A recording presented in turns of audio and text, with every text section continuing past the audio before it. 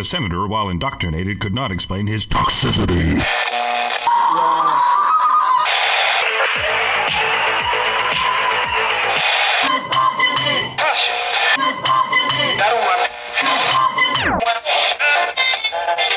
You should not listen to men's rights advocates if you want to know what they have to say.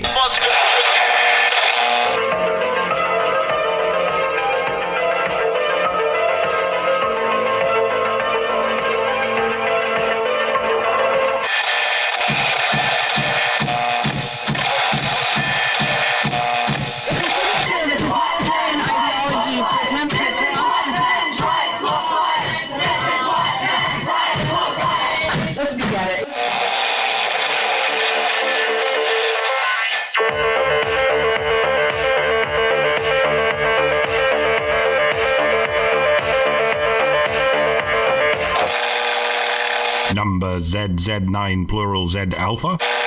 Number ZZ9.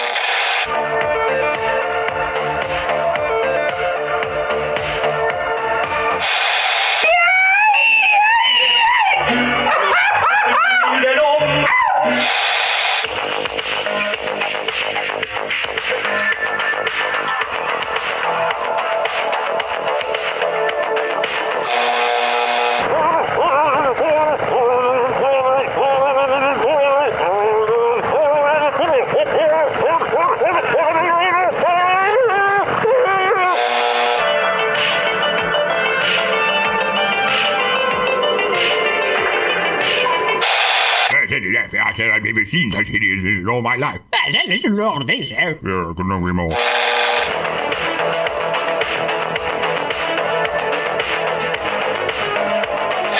Like a furry torpedo to the jugular. This is Honey Badger Radio. Radio with Buddy.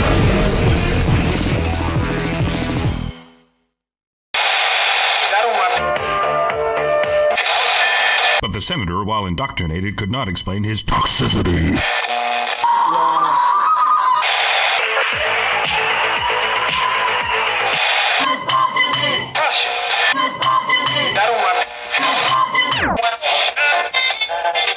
You should not listen to men's rights advocates if you want to know what they have to say.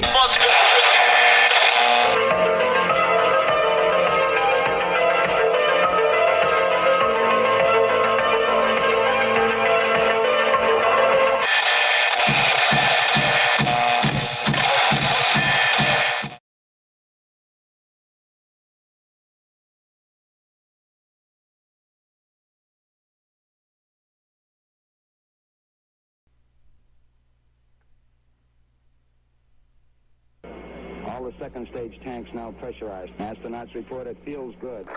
T-minus 15 seconds. Guidance is internal. 12, 11, 10, 9.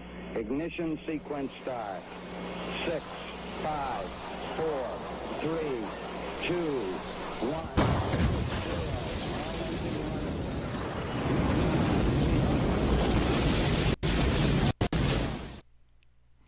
Well, that sound was a little rough. I don't know what my computer thought it was doing at that time. But, hello and welcome to HBR Talk 251, the truth about men's rights, according to IFS, or the Institute for Family Studies. But I didn't want to make the title too long for YouTube, so there we go. I'm your host, Hannah Walland, here with Nonsense Annihilator, Lauren Brooks, and guess what we have got for you tonight? Marriage! Marriage is what brings us together today. I can't get through it. Marriage, that blessed arrangement, that dream within a dream. Oh, I sometimes I wonder if my husband and I are the only happily married people in the world. And it's because I like take a look around and. I mean, you really gotta wonder. You know, I everybody around. Well, most of the people, the men around me, they've got significant others. You know, these people that they cohabitate with, right? And they all seem so miserable. Yeah. And I'm like, geez, what is wrong with you? I wish that I could. all I want to do is sit on the couch with my man and do absolutely nothing, right? That's all I want. And these people are just, oh God, well, she changes the channel when I'm watching this thing, and it's like, really, that's your biggest complaint? Yeah. And then the other thing that just, it really irks me is like, you chose this person, but now you forgot. Yeah. Well, I think it's not so much what's wrong with people in the marriage. It's what's wrong with society and what society has done to human relationships, and in particular, partnerships, like heterosexual partnerships. It's been, and the pressures that have been put on men, and the lies that have been told to women about men, has really been detrimental to the ability of people to form loving, trusting partnerships that are like, women have been screaming for equality, for like 2 centuries in everything, but they don't want to be equally responsible for their marriages. Yep. They want that to be the man's job. It's the man's job to make the marriage happy. But relationship, the term relationship refers to two people. Like, it's not one person. You don't have a relationship by yourself. And if you can't, it could be more than 2 people. Like, you have a relationship with your community too. And if your community shits on you, you leave. You go to another community.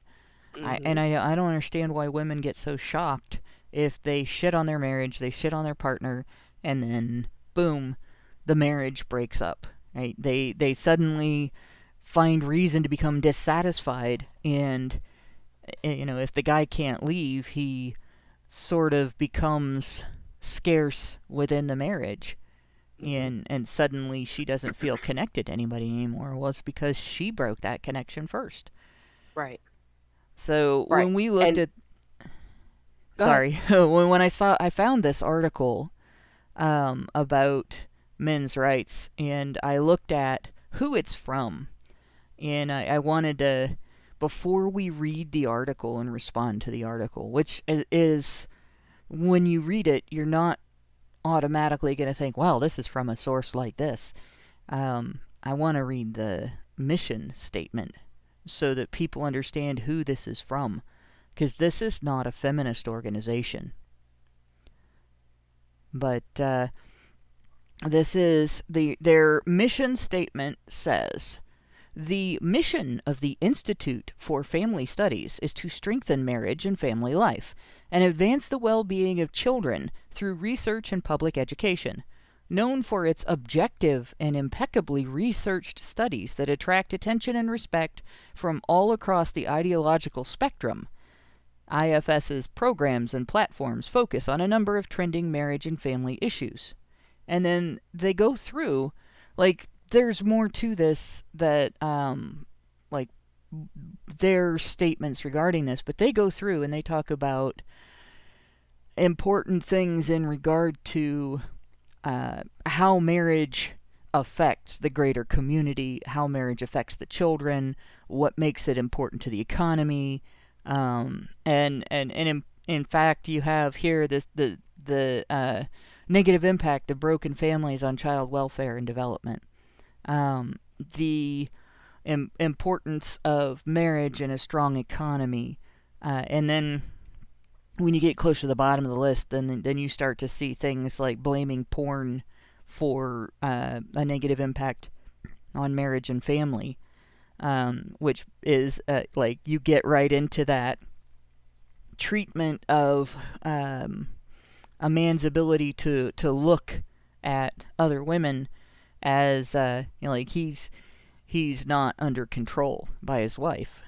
Right, so he's not as trapped if he has access to porn, and it's like demonizing his freedom, and that's a totally different perspective in some ways than feminism, in that feminism has its, quote, sex positive ideals where they don't want to demonize porn because it's something women make money from. Right. I don't necessarily think they care about men's access to it so much. I think they care more about women's ability to profit from it. Right, and the money that men will spend on it. Right, and so they view porn as a way for women to get access to men's wallets without having a relationship with them. Mm-hmm. But they don't. Nobody looks at porn as whether or not men have a little bit of freedom, and men are capable of having enjoyment without cheating on their marriage, and they don't condemn women's. I don't remember I can't think of what they call it. Erotica, women's erotica, which is essentially softcore porn novels, Yes. and sometimes hardcore porn novels. Like, I can't count how many times I've had friends be like, "Oh, you got to read this," and I start reading it, and it has no plot, and it sucks. But there's a lot of sex in it. Yeah, there's a lot of I sucking. really don't want to read that. That's not, when does this scary monster come in and bite the head off of one of the protagonists and scare the shit out of the other one? And it's not my kind of story. Because outside of that, everything is predictable. Yeah. Where's the detective? I want to find out what the mystery is and see if I can figure it out before they do. No, that's not it. Okay, that's not my kind of story. Right. Is I don't there care a pioneer in it? I don't care how big the dick is on the private dick. Okay, I want to know. Yeah. So is there a good story? Right. So this is what when we look at it. Remember, this is the filter they're looking through it for. This filter is marriage is a woman's right and a man's responsibility. That's their filter. Right. Children grow up stronger, smarter. Better cared for. They have a greater chance to reach their fullest potential, and they're given more by a two-parent household, right? Both of their parents in that household, and that's true. But it's not. That doesn't make it a woman's right and a man's responsibility. That makes it the parents' responsibility, and along with that responsibility, you should have the right to expect your partner to be a partner. Mm-hmm. Exactly. And I think it's really interesting, the cover photo that they have on this about page, because it's a black family, a black woman, black white husband, and the black kid. And how often do you see that? You really don't. So it makes me wonder if their focus is on black people in general, or if this is actually going to be, colorblind, I guess. Yeah, it does bring the question, and it is something that, like, it's legitimate to point out the fact that the black family has been decimated. It's been worse than decimated. It's more like it's on life more support. like, instead of 1 out of 10, it's more like 9 out of 10. Yeah, it's really bad. The situation in the black community is just it's at an all-time low, and it's not getting any better. And the women of the community, they don't even see a reason to be married. They don't see any benefit to it. Even though they might have this ideal of how they want their life to look like, they don't place any actual value on marriage and family. And the law doesn't either. That's the worst part. No. If you choose to get pregnant, you choose to have a baby, you choose to retain custody, and you choose not to marry the father of the child. I'm getting an echo. I don't know if I can fix it. I can't fix it, but it seems to be fixed now. But you basically, if you choose to, it's back. Sorry. Let me see if I can. I'll mute. Maybe that'll do something. Yeah, I was gonna say if I can fix it in Discord, but I don't really have you turned up that high in Discord either. So it's got to be just something else going on. But anyway, like, if you choose to conceive a child, have the baby, and retain custody, but you don't choose to be willing to marry the father of that child, and you don't plan to make your child with somebody who wants to stay with you and raise the child with you in your home with you, not from a distance, you're creating an environment that's not the best for your child, and you're going to make your own life harder in addition to that. And the really shitty thing about it is, black women have been given this message that's their freedom doing that. Mm-hmm. That they're superwoman if they do that, and that their life is going to be better if they do that than if they judge a man for character before they sleep with him, and they don't carelessly make children with men who are not going to stay with them, and they form partnerships that's not going to be, that they're going to be trapped in that somehow. That's not true. You're not trapped with a partner. You can trap yourself if you to steal a phrase from the Bible, if you unequally yoke yourself, if you pick out somebody whose values are nothing like yours, and who is a lot of fun to be with because that person is careless or otherwise dangerous, like has a volatile emotional response to everything, including an uncontrollable temper, or that you enjoy mothering because you have to mother them all the time when you're, like, you don't want to have to mother your partner, unless they get sick, and then it's or if you're with somebody and they get sick, it's perfectly acceptable to mother them, because it always is nice to have someone mother you when you're sick. Yeah. But that's different, right? And you take care of each other in a partnership too, and you do your best for each other because you're invested in each other's welfare. And to tell an entire population of women to reject that in favor of taking on all the hardship themselves and denying themselves any intimacy after the conception of the child, any closeness, any trust, any reliance on another person, that's cruel, and it's dishonest. And it's a way of attacking that population. And then when you turn to the men and you say, well, you are useless, like, that is exactly how to dehumanize a man. Right. That's a clear signal right there. Right. I mean, it's not even like it's not even encrypted.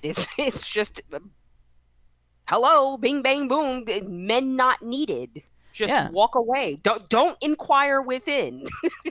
and it really takes men's purpose away. It takes men's whole existence away when you do that to them. Right. A man, if he doesn't have a purpose in his community, he doesn't have an existence. He's invisible. And you see that with the way people treat men who are completely homeless, jobless, incapable of supporting themselves, much less doing anything for anybody else, that people will just step over them on the sidewalk. And I've seen situations where people will, like, a guy is just sitting there, that he doesn't have any place else to go. He's not asking people for money. He's not raising a ruckus. He's not doing anything to anybody. And inevitably there will be some young female who will treat him like a threat. Hasn't looked her way, hasn't done anything, might not even be awake. And she'll start talking about how scary he is. Well, he's not scary because he's dangerous to her. He's not scary because he's done anything to her. He's scary because he's useless to her. Right? And that is the ultimate sin in a lot of women's eyes. That's the ultimate sin that a man can commit, is to be useless to her. And, I think a lot of women, even when women are charitable toward men who are in that situation, who are homeless, jobless, maybe have a mental health condition, whatever is put them on the street. Even when women are charitable, it's because he's useful in making her feel useful. Pietous. She can do something for him. And I suppose that's the closest you can get to positive vanity. Yeah. and it's not evil as long as she doesn't have to choose for him how her help is going to affect him. Right. But this, when we look at this and we see this idea of strengthening marriage, well, all right, if I was going to set out to strengthen marriage, I would take a look at what's damaged it.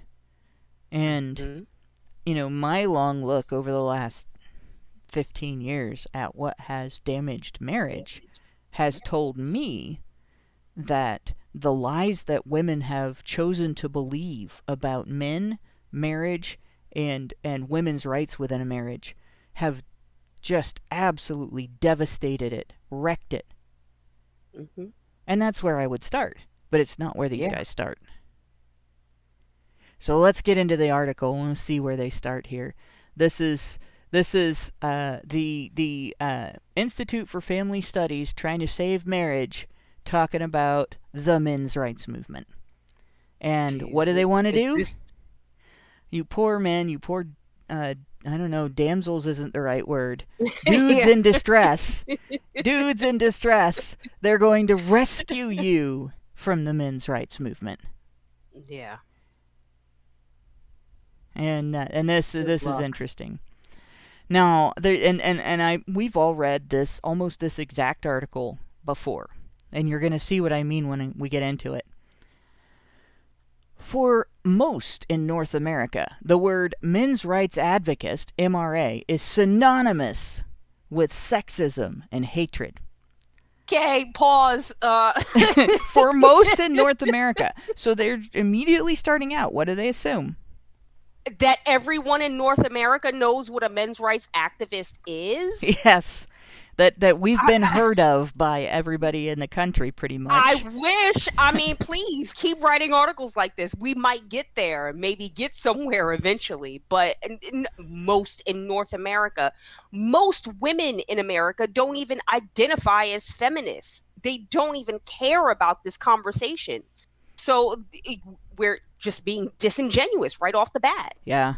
I when I have had to talk to my workplace about what I do, I've said, I'm a men's rights activist. They're like, what's that? I've never heard of that before. Yeah. So telling me that most of North America is aware of it, like these are, and I work for an organization that is a religious-run charity. So this is sort of the angle they're coming from too, right? And they don't know what we are. I have to explain about the whole father's rights issues and the boys in education and being able to lie in court and how important it is to fix that, because and of course my one manager, not the one that I have now but the one before, was like, well, our organization ought to appreciate that. I mean, that's one of the commandments. Bearing false witness against your neighbor is against the commandments. That's it. The Bible doesn't say thou shalt not lie. It says thou shalt not bear false witness against thy neighbor. So when you lie in court, that is specific to breaking the commandment. So they ought to appreciate somebody fighting for due process and consequences for bearing false witness in court against anybody. So that was neat to hear, because it was like, well, there's at least one thing that I can, say, hey, this is very important because one of the things I'm fighting for is this, right? And of course, family's supposed to be a big value within the Christian community. It's just that if they take this angle, holy shit, they're not going to understand us at all. They go on. Members are seen as resentful guys projecting their poisonous hatred at a changing world that's left them behind. That judgment is not entirely misplaced. I gotta adjust my balls for a second. Hold on, guys. The fuck is? Who wrote this? Who's it? Ari, okay, so that could be a woman or a man. This is the writer is Ari David Blaff, and actually links to a Twitter, which we're not going to go to the Twitter account, but That is like if you look up this article, and we have it linked in the low bar. Like Ari David Blaff has put that out there for you to talk to. But I don't know much about the author. I've read other articles by this author. The name is familiar, but that's as far as that goes. I wouldn't be able to be like, oh, I've read this specific article by Ari David Blaff. No. Curious. Yeah. Oh, I see a famous name. Okay, let's go. Let's keep going. This is interesting. Let's go. Look no further than the leadership of the movement, Paul Elam. Dun, dun, dun. Creator of the website A Voice for Men, explaining while speaking at a conference that divorce socializes women to be opportunistic parasites in the lives of men. Not even a word about whether or not that's true. Not any, no criticism, no, hey, well, he's got a point, nothing. Just the statement. I mean, I'm just going to take it on its face as factual. It sounds good to me. Every feminist organization that has a publication, when they write about us, that's what they do. They make quotes like that, and they already have an ideological perspective on that. Mm-hmm.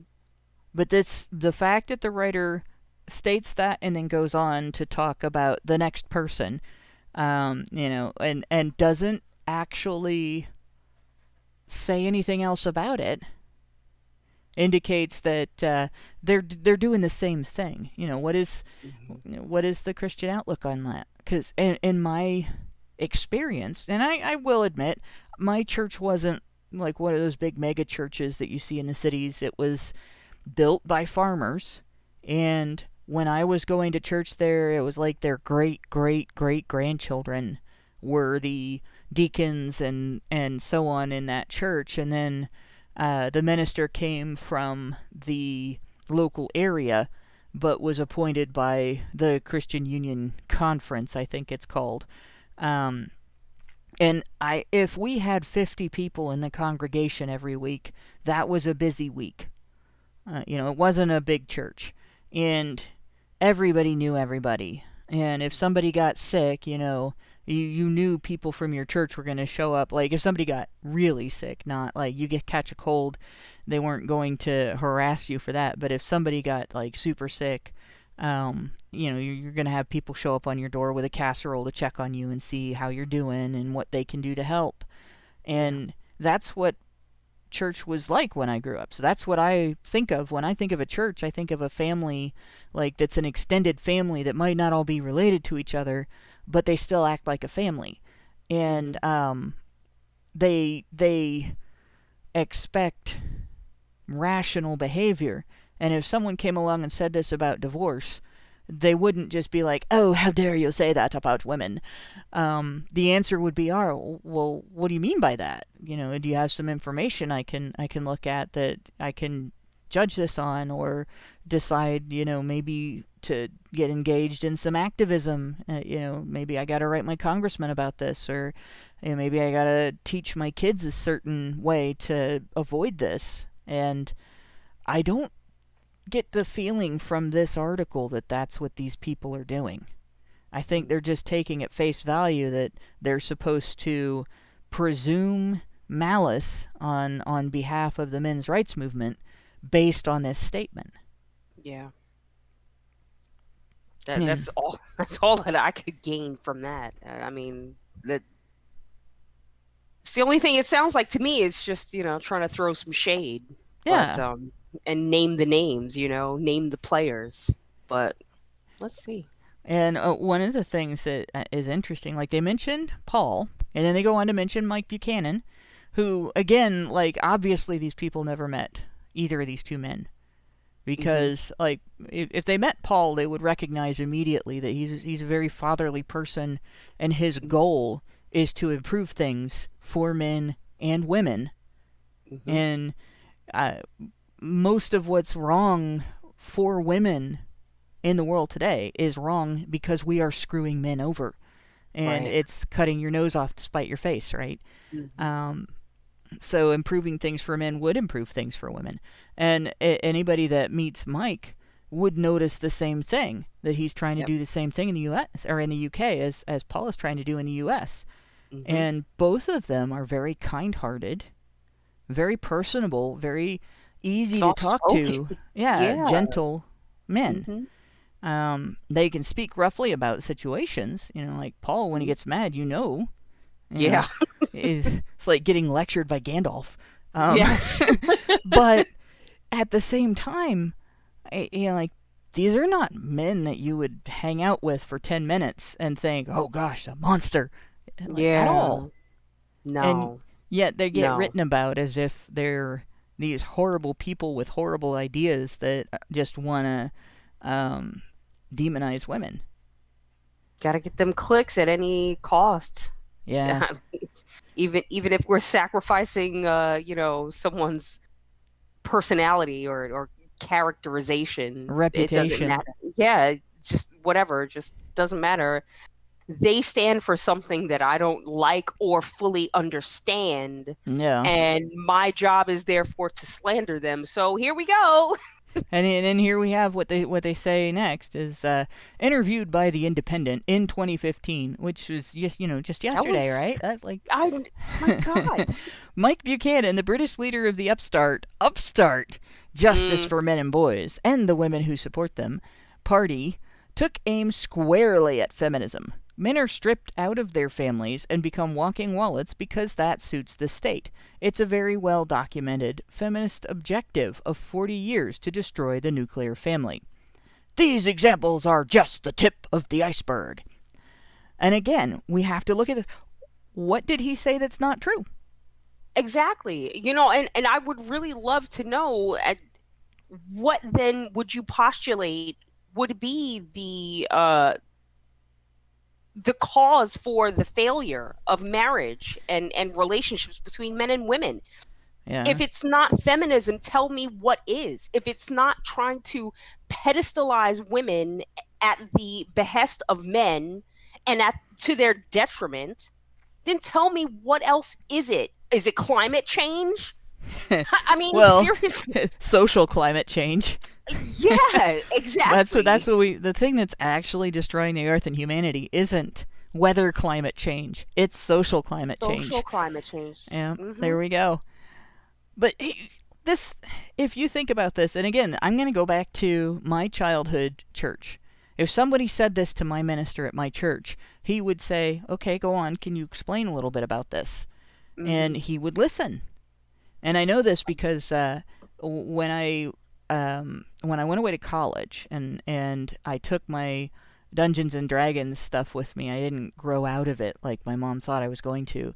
She panicked, and she called a conference with my minister, and we went through my gaming materials, and he decided, this isn't all that bad. This is actually pretty neat stuff. It's creative. Your goal in the game is to play a hero, so your goal involves displaying admirable and honorable characteristics as part of your character roleplay. And he calmed my mom down about it because she had read all these. There was actually a book, and I can't remember the name of it, but it had a bunch of false claims about what was in gaming materials. Like, it actually had page numbers and everything, paragraph citations, where no Dungeons and Dragons book from the original pamphlets all the way up through, at that point it was 2nd edition AD&D, nothing, no materials in existence matched what this book said was in these. Like, somebody just made this shit all up and published it, and nobody got sued for that, oddly enough, probably because people went looking for it and couldn't find any of what they were saying. But he didn't just out of hand, like, oh my gosh, this is all about sex and violence, you shouldn't be doing this. He looked to confirm, and when he discovered that the writers of the book that scared the crap out of my mom were liars, and that was the end of that. And I think if the religious right did that all the time, if all of the religious right did that all the time, well, let me see what you're talking about before I start jumping into judgmentalism and condemnation and demands for changes and behaviors and stuff, they would start siding with us on a lot of things. Yeah. Men are stripped out of their families and become walking wallets. And it's not like feminists haven't spent the last 40 years very publicly calling the family a slave state for women. Right down to making videos like, I can't think of what it was called, Semiotics of the Kitchen. If you watch Semiotics of the Kitchen, is the only dumber semiotics video that I've ever seen was called Interior Semiotics. Yes, that was like that. Don't watch that. If you watch that video, you have to protect your brain from atrophy. Look up Sargon of Akkad's criticisms of interior semiotics. Your brain, your poor brain.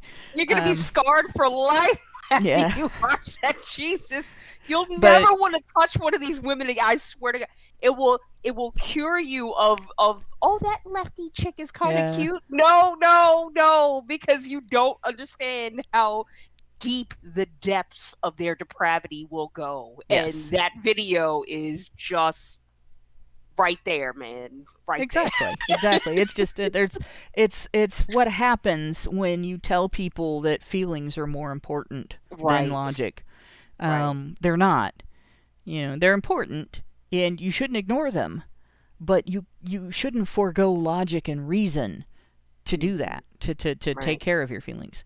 And here we end up, the same thing. Feminists have foregone logic and reason to take care of their feelings when they, interior semiotics was designed to make kitchen work look dismal and unhappy and enslaving and crap like that. And it was designed to make... That's what it was? Or not interior semiotics of the kitchen.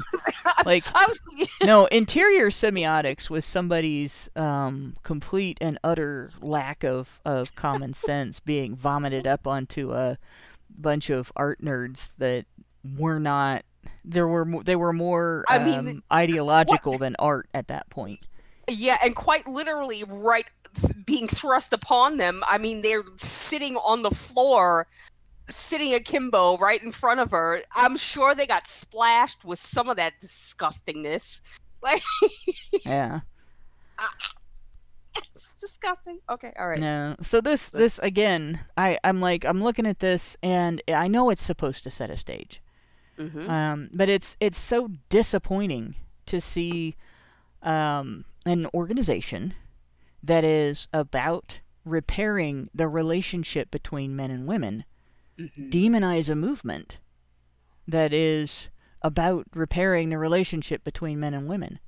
Right. And you can't, if you take your car to the mechanic and the mechanic says, you've got a leak in your fuel line, and you say, "Shame on you! That's fuel misogynistic. How dare you talk about the leak in our fuel line? We can't have you're anti-fuel line. What's the matter with you?" They would think you were nuts. Yeah. They'd be like, "You know what? You should probably take your car someplace else. We're not the right place for you." Yeah.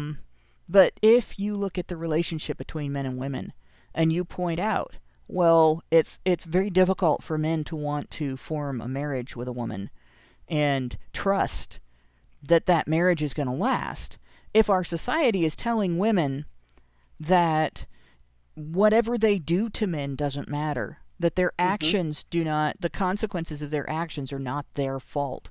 So if they lie, it's not a big deal. If they're angry and they do things to hurt him, that's not a big deal. They're not guilty of abuse, and you're not going to treat them the same that you would treat him. And it's his job to make her happy, but not her job to make him happy. You can't do that and expect a relationship to work. If you say that, "Oh, you're misogynistic. How dare you talk about women that way?" You say women's actions matter just as much as men's actions matter. We get told, "Oh my God, you hate women." Yeah. Really? Exactly. So here's a funny anecdote that just kind of fits right in with what we're saying right now. So at my job, I'm in the car business, and we had a lady come in with her car, brand new car, right? It's white SUV, right? Beautiful car. And so she had these black marks all on the side of the car, right? It's a white car, just all these black marks on the side. You know, I don't know how that happened. Oh, the fuel door is broken. And there's all these black marks on the side of the car. She just doesn't understand what happened. I don't know what happened. I just heard this noise and I just pulled over and it was like that. Well, no, you idiot. You clearly drove away from the gas station with the hose still in your tank. And the hose was flapping around, beating around your car, causing all these marks and breaking off your fuel door. But this is her response when she comes in. Yeah. I don't know how it happened. I don't know. It's just all of a sudden it was like that. This is what happens when you treat people like their actions don't matter. And when you take a group of people and you say, this group of people is exempt from criticism.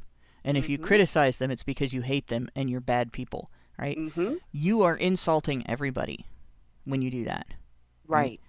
It is an insult to the individual. Like, say, if somebody were to say to me, or to anybody within the movement, well, you can't criticize anything Hannah Wallen writes because she's an ally of the movement, and that's just you're gonna scare her away.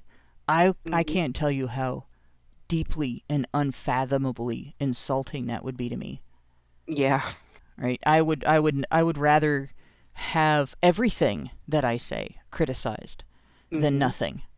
Right. You know, and because I can defend my statements, and if I can't, I want to know. You know, if I say something indefensible, I want to know because I want to be able to hone my perspective and sharpen my perspective so that I am gaining an accurate and reasonable view of the world and not an emotional one, right? Yeah. And so probably the like you could call people all kinds of names, and you know, like you can call people an asshole, you can call people stupid, you can call people, you know, I don't know, sexualization names of all different types, and people will be insulted by that. You could use the worst racial slurs and people will be insulted by that. But there is no deeper insult you could say about any person to me than to say, well, that person is beyond criticism. Or that person is too fragile for criticism. One or the other. And I would be like, no. Like, that's, you might as well have just told me that person is a piece of shit under your boot. To say, well, you can't criticize this person. And yet, what do we say about women? That's exactly what we say about women. Like, the absolute, to me, that is misogyny. Yeah. Yeah. But they sign up for it because it provides them with protection of ever having to be wrong. Yeah, I'm going through that right now. So there's a chick at my job that, you know, she's just, and, you know, granted, we don't have the best of relationships, but, you know, it was asked of me to explain for her to do this process. I did so in an email, documented, because I'm not ever saying anything off the record with this chick. She's insane. And so, you know, she keeps making mistakes. So I sent another email. I sent a picture showing, you know, what she had done. And, you know, the response was, oh my God, I can't believe that I can't make a mistake. Her response wasn't, I'm sorry, I didn't see that. Is there something I'm doing wrong? Can you help me figure out how to make it better, or what is it that I'm supposed to be doing? No, it was complete deflection. It's not my fault. It must be your fault. It must be the computer's fault, not the person using the computer. It must be the computer's fault. and it's just no accountability, zero accountability. And it's offensive to her for me to even be asking or suggesting that she should be taking some kind of accountability and responsibility for this job that she gets paid to do. Yeah. Yeah. And it what it does is it hurts the entire organization because you get mistakes that are going to repeat because the person making the mistakes doesn't feel obligated to get good, right? Mm-hmm. And then at the same time, like that individual is going to be consistently upset because they're continually making mistakes. And like I've seen that happen in different organizations where I've worked, where you have somebody who continually makes mistakes, continually has problems, continually causes problems, and so on. And then every time they screw up, there are consequences, and they see the consequences, and it's not possible to be completely, totally oblivious when you have action, consequence, like one and then the other immediate, like right after the other. It's not possible to be totally and completely oblivious to cause and effect there, and be capable of working. And so they know they're at fault. They know they screwed up. They know they made something happen that caused problems, and they're upset about it. But they don't fix it because they don't feel obligated to fix it. They don't get treated like they need to feel obligated to fix it. They don't get treated like it's their fault. They never get the satisfaction of doing a better job the next time. And they're miserable. They hate their job. Yep. And they hate the people they work with. And they especially hate anybody who does it better. Yeah. And these are, I love this analogy because these are all of the reasons why no fault divorce should not be a thing. Yeah. It really shouldn't, because everything that you just described is exactly how women behave during the breakup of a marriage. Yeah. They end up hating, like, especially I've watched this happen as well. A woman starts making motions toward ending the relationship. She distances herself. She starts making time for anything except for the man that she loves. She starts treating him as though he's an annoyance all the time when he's around. He's in her way. He's doing something that's distracting her from what she wants to be doing. She doesn't support what he's doing. Or she'll let her family get in her head and get over involved into her relationship, just offer up all these opinions that really shouldn't have anything to do with the marriage. Well, that's another thing. Like, if your family, all right, if you love your family members, like my daughters, my son, if they're involved in a relationship with someone and they go through a rough patch in that relationship, I'm not your job as a partner, as a parent, as a sister, brother, is to take a even-handed view of that and try to help, the person that's your family member, your sister, your daughter, your son, your brother, your cousin, whatever, get a perspective on that is less emotional and more rational. Like, what is the right thing to do in this situation? Is there a compromise that maybe you guys can work on? Is what you're doing childish? Is what he's doing childish? Are you guys picking on each other because you're angry about something that is unrelated to the way that you're picking on each other? Like, there's a lot of things. Is this a problem with money? Can we help temporarily? That kind of thing. And what happens? The women in the family gossip. Yep. Exactly. And they all conspire against the man. And then it just becomes, the woman just feels pressured into making some kind of decision that isn't necessarily beneficial for her, for the marriage. They might have kids and she's just whatever, she doesn't care. My family says that he's no good and I gotta leave and I can do bad all by myself. Well, that's not only is it empirically is it not the case, but it's not a smart move. You're taking, it's inhumane. You're breaking up your family because of what someone else told you. Yeah. For what someone else, these ideas that someone else put into your head that were never there before.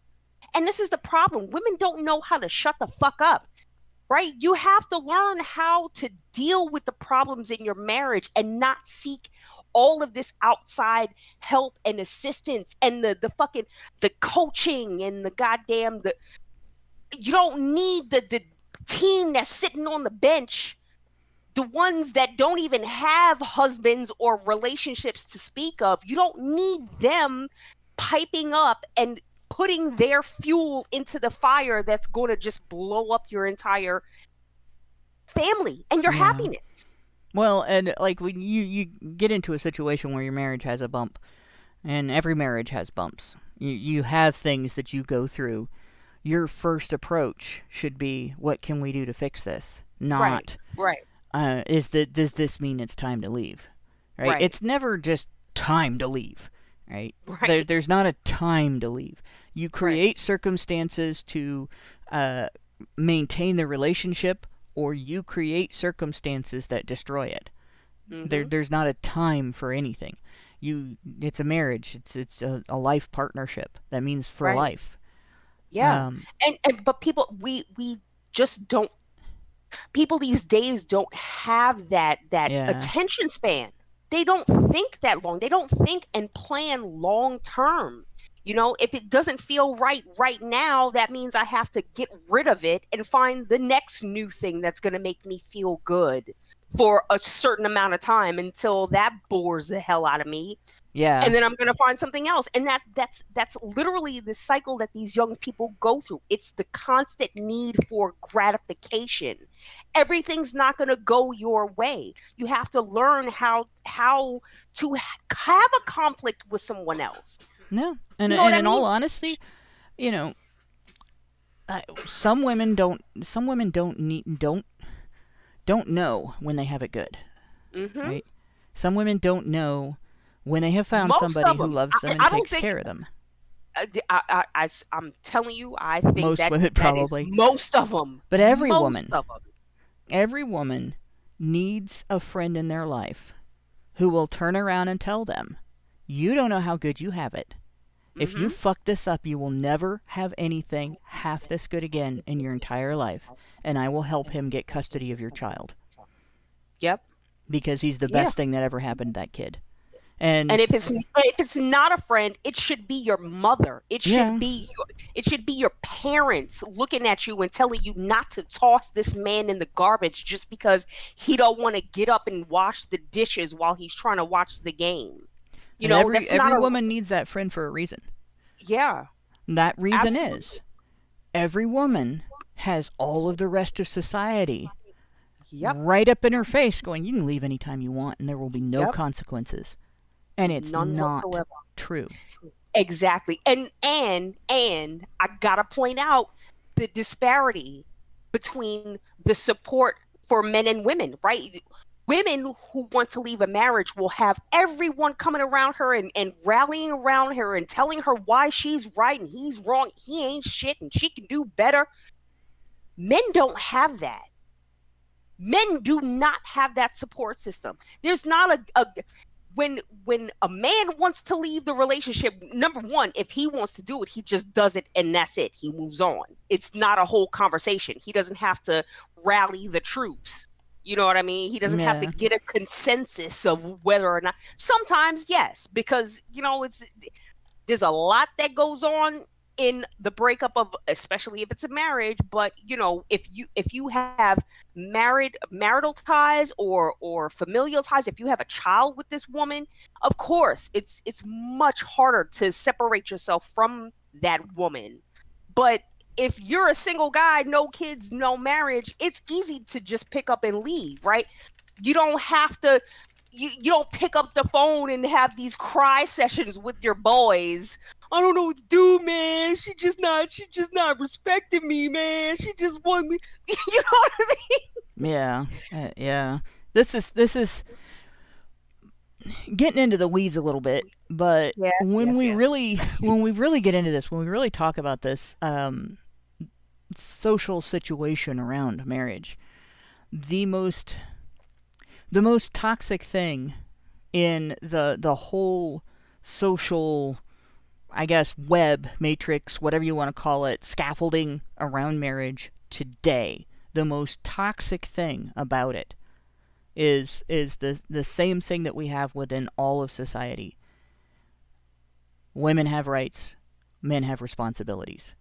Yep. So we end up where if a man has a complaint about his marriage, he can't tell his wife because she has all the rights, he has all the responsibilities. There's nobody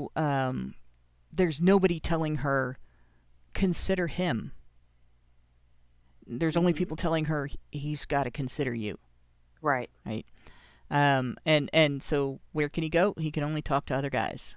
He can only talk to his buddies. Right. Women can talk to everybody about their any complaints they have within their marriage, but they're never going to get rock solid advice from anybody if that advice involves telling them, you know what, you need to straighten your ass out. Mm-hmm. This is not his fault. Right. And let me tell you, I have seen the face of a woman when told that about her marriage. They look like you just did the ice bucket challenge on them. Yeah. Shock and awe. Even worse, like they're just completely Big Pikachu face, horrified. Like it you might as well have just doused them with ice water because they are completely, it shuts them down for a minute. Like you get this gasp and a blank stare and a how dare you imply that I might be at fault in any way, shape, or form? Not even anger and outrage at that point. They don't even get to that yet. It's more of a what? Mm-hmm. I don't understand. This does not compute. Mm-hmm. This information is not compatible with my system. Yeah. The system does not recognize the language you are speaking. Yeah, it's a complete rejection of the notion at all. And it takes a minute. Now, I'm fortunate. I can be that friend, and I have friends who will stop when they have that experience, that sensation that emotionally is just like having a bucket of ice water dumped on you, and they'll take a step back and they'll be like, "Am I the baddie? Mm-hmm. What's she talking about, and why does she think that? Not, how dare you say that to me?" But you're right. Most women, it goes straight into how dare you mode. Exactly. Right. And so I didn't watch my friend's marriage break up. I watched it re-strengthen and grow and become something wonderful. And that's good. That's important. And I know that if I get into that situation where I start losing my perspective and somebody needs to tell me that friend will do it for me. Because she knows how valuable and important it is to have somebody do that for you. Mm-hmm. And I have one other friend that lives close to me that would do the same thing. And in fact, when I got together with my husband, told me that every girl I know would kill me if I fuck up this marriage because everybody loves him. And they should. He's a great guy. But, like I got together with the guy that all of us had crushes on. And so, toe the line or be murdered, not mass murdered as in murdering a whole bunch of people, but murdered by a whole bunch of people. Like I will get mobbed. And it's good to know, because then that keeps me on my toes too. That's exactly how people should respond to your marital problems. Well, what can we do to help save your marriage? Not what can we do to help you get out of it? Right. And I don't know. This article is interesting. I'm going to read a couple of super chats before we get any further into the article, because one of them is relevant to reading the article. Xeranx gave us $5 and said, according to Blue Orange, he or someone knows about / talked to the author, and he's written a new article. And if that's the case, if somebody can send us a link to the new article, we will also go over that article and compare the change of thoughts on the subject. But I, looking at the author's a page for IFS, I don't see it on his. He's only got 2 posts, and one of them is this one, and the other one is about 9/11. So then Xeranx gave us another $5 and said, government should be restricted to recording marriages and births unless petitioned in the case of a crime. Further involvement should reside with families. And that's a good idea. Get government completely out of the divorce game. I would honestly, I don't even know if government truly needs to be involved in marriage at all. No. There was a time when government didn't do much with marriage. Mm-hmm. So, but I think I like the distinction that he made: recording marriages, just putting it on record. Yeah. Okay, fine, but the government should not be involved in the joining or the I'm losing my word, or the dissolving. Yeah. Yes, dissolving of any marriage. It just shouldn't happen. But yeah. The more we remove government from marriage, the better it would make marriage. And of course. But there's way too much financial gain for the states and for the judges, the lawyers involved. It's well, what happens is this: you get somebody gets divorced, right? Young woman gets divorced and goes immediately to the state. I need money. I'm not a married woman anymore, and I've got kids to take care of. And so the state's like, well, if you're gonna ask us for money, and we're gonna have to take money from the taxpayers and give it to you. But because they're doing that, then they feel entitled to make rules about marriage. Mm-hmm. Yeah. And that. If you don't want the state making rules about marriage, you get the state out of the business of deciding, who can get married and who can stop being married. Mm-hmm. That's the only way to handle that. Unfortunately, it's going to take quite a lot of work to make that change. Because what we're dealing with now is that the state is so entrenched in relationships between men and women that not only is the state involved in your marriage, the state's involved in your residency.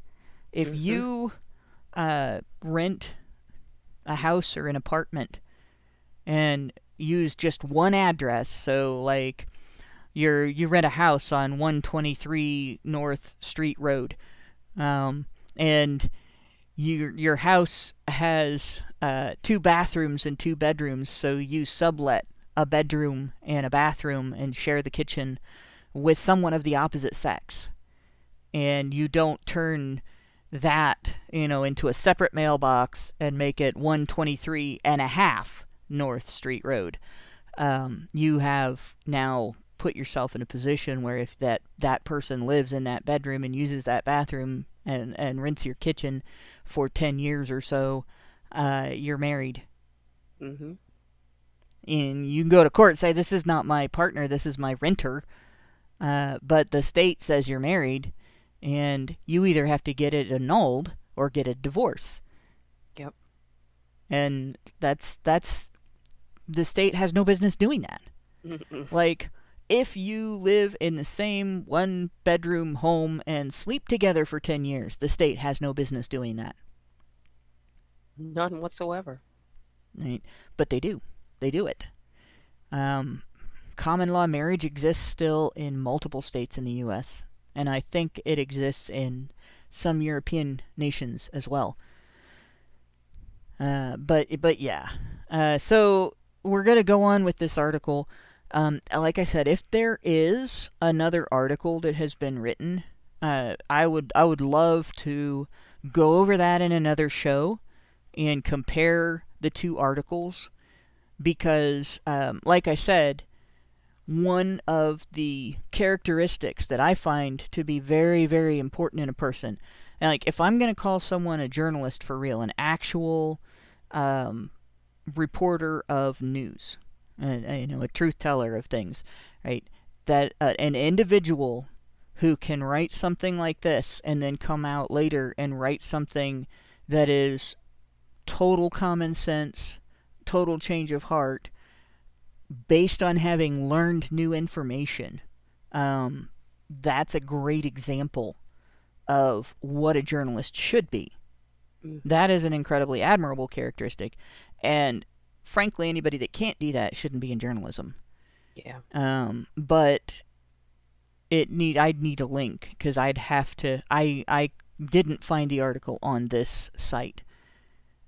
So if you can send it to us on the Discord, or if you can send it, like you can tweet it at me or send it to me in a DM on Twitter if I follow you on Twitter.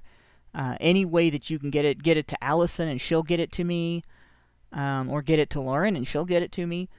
Yep. There's another article. I really want access to that. 'Cause I would love to do a show on this is how you hone your perspective. This is what I'm talking about. And that's important. But in the meantime, this article, we know this article exists, so we're going to continue to go over it. This is not a rare perspective among conservatives. So it's important to recognize that this is what we're up against in terms of getting conservative recognition of men's issues and our positions on men's issues, like equally shared parenting rights and the importance of discouraging divorce through lack of state reward for abandoning a marriage, and the encouragement of educational advancement for boys and things like that. If we want to be able to get conservatives to understand what we are about and what we are doing, then we have to get past this perspective on us. And if one person writes an article like this, it's an indication that there are dozens of people in conservative media that view us this way. Mm-hmm. So we'll go on past the tip of the iceberg here.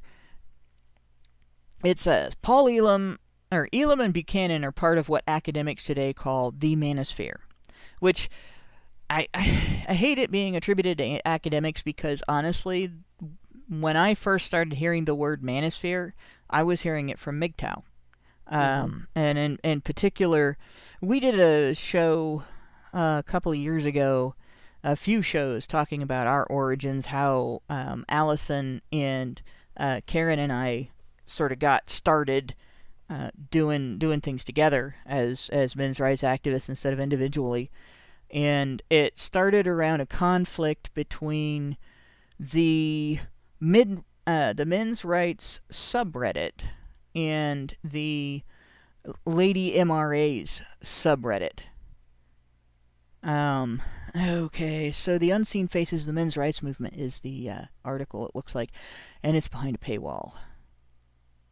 So I'll see if I can see if I can get it out from behind the paywall. Without I'm not gonna subscribe to the National Review, but let me see if I can get a hold of this without subscribing to the National Review. It is kind of disappointing that the article demonizing us is not behind a paywall, but the article correcting that demonization is behind a paywall. But it's two different publications, and that might be why. Yeah. So the term manosphere, the first place I heard it was from Factory 2, the guy that the conflict sort of ignited on top of some things he had to say. And he didn't say anything that was misogynistic or bad or shouldn't have been said or wasn't true or anything like that. But some women in the men's rights movement in the Lady MRA subreddit took issue with it, and they sort of knee-jerk reacted. Used my favorite line to hate: Do you respect women? Do you have respect for women? And I'm like, So it was that kind of seeing that question kind of decided what side of the argument I was going to be on right there. If you're asking a man based on something that he said that was a criticism, but it wasn't misogynistic. And your response is to say, don't you have any respect for women? I'm not going to be on your side of an argument right there. That you've just lost me immediately for that argument, and possibly for anything else you have to say in the future. Forever. You really have to earn it back after that. Yeah, and listen, I'm the same way when I hear your fucking your smoke alarm. If your smoke alarm battery is going off in the background, oh god, and you can't get your ass up to change the goddamn battery, I have no interest in anything that you say, and I feel the same way. Well, okay, so where I differ on that is, does the person live in an apartment? Because some places have your smoke alarm rigged so that maintenance has to change the battery, and you can't. What? Ours does. What? So, yeah. Fortunately, I live with maintenance, so. But, yeah, and where I work, there's one of the residences I work in is like that. If you take the battery out of the smoke alarm, it sets off the fire alarm for the whole building. Oh my god. If you're not maintenance and you don't put it in a maintenance code. Now, maintenance is expected to come in. If you call and say the smoke alarm battery is dying and it's beeping, they have a certain number of hours between when that call is made and when they have to be in there, and that includes if you call in the middle of the night. So that there is that. But at that particular building, that gets blown off all the time. And I gotta say, I've never heard of that before in my life. So maybe that's just where you live. I've seen that in several places. I've seen that in several places where you can't get into where the smoke alarm is, like it's behind a grate, or if you take the battery out, it sets it off. It's got a lock on it. Outside of Ohio? Not outside of Ohio, but Ohio does weird things. Like one time, maybe 20 years ago now, somebody did a Homer Simpson with a hibachi grill on a second-story balcony in an apartment building, and they burned down the whole building. Oh my god. And there were deaths and stuff. Like, you set an apartment building on fire. It's that was a tragedy. There's no two ways about that. Yeah. So Ohio law says that we can't have a charcoal grill within 20 feet of the building where we live, because 20 feet. 20 feet. If you own a home in Ohio, you're not allowed to run a charcoal grill. Now, the fire department doesn't go patrolling the streets looking for illegal picnickers. But technically, if they see you grilling in your front yard or your backyard and you're less than 20 feet away from your house with that grill, they can cite you. You can be issued a citation and a fine. And if your landlord doesn't prevent you or doesn't communicate to you that it's in your lease, it says that you're not going to do that, they can get fined, and it can affect their licensing and everything. Wow. And that's like, the kid in class that leaves bubble gum on the bottom of the desk, so for 30 years, the whole school system says that there's no chewing gum in class. Like, that's basically the way that works. Jesus. So, but... Well, that's annoying. Yeah. Oh, my God.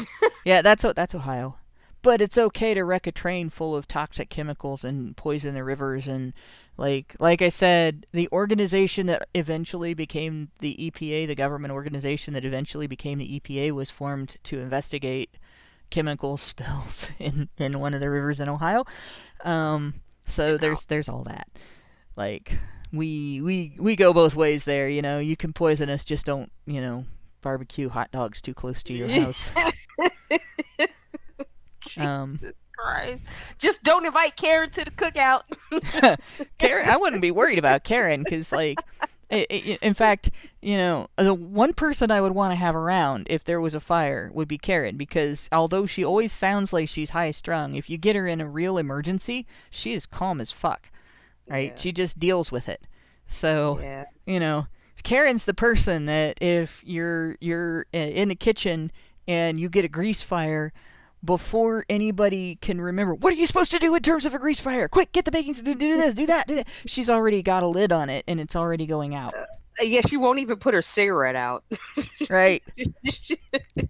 She won't miss a beat. She'll be flipping food in the other skillets while she puts the fire out in that one. So, like, she can come over for any cookout. Like, besides the wanting to hang out and have the conversation and everything, like that, you know. There is that. But yeah, we'll go on with this article, and then I will find, because Blue Orange says there's a free version of this article, so I'll find the free version of this article, and next week we'll go over that article and we'll compare it to this article, and so that gives us our material for next week, and we'll see what I'm talking about in terms of when I say honing your perspective is ultimately one of the most important things about journalism, being able to come back later and say, hey, this is the real deal. What I wrote before was a mistake, or you know, I needed to build on it, or didn't tell the whole picture, right? So manosphere, a loose amalgam made up of men angry with the state of gender politics. So that's pretty true for the most part. I mean, there's a lot of us are not men, but we're all angry with the state of gender politics. Yep. And I, in particular, I'm angry with the attack on the relationship between men and women. Because I think we were made to work together. Absolutely. And while the formers represent the professionalized crust, baked into the pie are three even more odious layers. Odious. Yeah, that definitely... When he wrote this, he was definitely looking at the mainstream perspective. Exactly. Men going their own way, MGTOW, wish to avoid women altogether to reclaim their masculinity. Well, that's not why. No! Oh my God! MGTOW do not want to get dragged through the family court system by their balls. And I think their characterizations of MGTOW annoy me only slightly less than their characterizations of incels, right? You just don't know what you're talking about. You're taking a label and you're just, with a paintbrush, just applying it to people that it may not really apply to. And now, MGTOW, from what I understand, I'm gonna take myself out of this because, you know, I know I'm not a man, so I can't.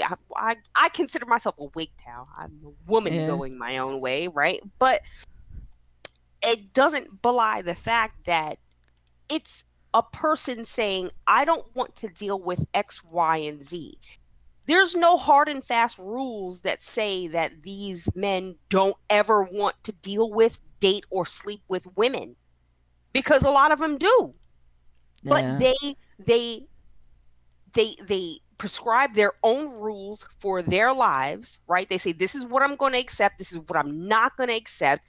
And if you as a woman want to be with me and, subscribe to my program, then cool. Then we can, coexist in something that doesn't look like legal suicide for me. Yeah, this is the thing about marriage right now. We're in a situation where marriage can't really be considered contractual. Mm-hmm. If you went to a magistrate with a contract and said, we want to make this contract legal, and in the contract, you were going to start a business with a business partner, because marriage is a business. Yep. You are blending your finances together to support a residence and a family in a way that, it's not a for-profit business, but you lose everything if it goes to pot, right? Yep. So let's say you propose to start a business with an individual, and in your contract it says that you bear 100% of the financial responsibility for the business, all liability, all payment for bills, everything, right? It's all on you. Your partner can freely spend the business capital, but is not in any way, shape, or form responsible for financing the bill payment, isn't liable for any damages, any issues, any problems. If the business goes bankrupt, all of the bankruptcy is on you, not your partner. And in fact, your partner can leave the business at any time, take half of the equity in the business, and you still owe your partner payments as a partner in the business, even if they've dissolved their relationship with the business. You think a magistrate's going to approve that contract? Right. Like, if your partner slanders you and the business publicly, you have no recourse. And in fact, your partner can slander you and the business in court, and you might be held accountable as if that slander was true, and you have no recourse. And if the slander is proven false, you have no recourse there either. Right? It's insane. And that's just part of the problem. Yeah. If your partner violates laws, criminal laws, you're liable. But if you violate criminal laws, your partner's not liable. Right? And you're still liable. Let's say those criminal laws are assault and battery. Your partner can commit assault and battery against you, but you can't defend yourself. And of course, if your partner says you committed assault and battery against them, you did it and you're a criminal. Like, what judge or magistrate would approve that contract? Somebody took a contract. I signed this contract and it just doesn't seem like it's legal. They would dissolve that. Mm-hmm. This contract is completely unequal. It's unfair and it's not legal. But that's the marriage contract right now. Yeah. It's a crapshoot. It used to be, if you sign a contract to do a job and then you don't do that job, you're liable for, you have to give the money back. Mm-hmm. Somebody pays you to do a job and you don't do that job, you have to give the money back. Yeah. Right? But if you sign a contract to marry somebody who's going to financially support you, and all you have to do is be loyal, be sexually loyal to that person, right? You can betray the shit out of that person. You can cheat with every guy on the internet and still walk away with alimony and child support, custody of the children, right? Yeah. Violate the hell out of that contract and have no consequences whatsoever, where the law comes along and says, well, you violated the contract. You no longer are entitled to the benefits of it, and you owe your partner for violating that contract. If you're a woman. Like, what kind of legal situation have we put men in? How stupid. So, of course, we have men going their own way. They recognize that is a shit deal. And it doesn't matter if you can find a good woman. Every woman is faced with the knowledge, the temptation. I don't have to be responsible for myself. Yep. Every woman is faced with the drug of the court system being on her side.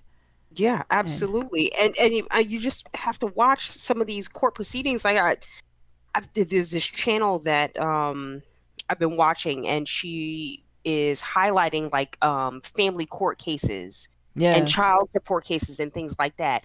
And these are all Zoom calls, right? So you can literally see the reactions in these women's faces when either one, they learn how much money they could be getting from this man. Yeah.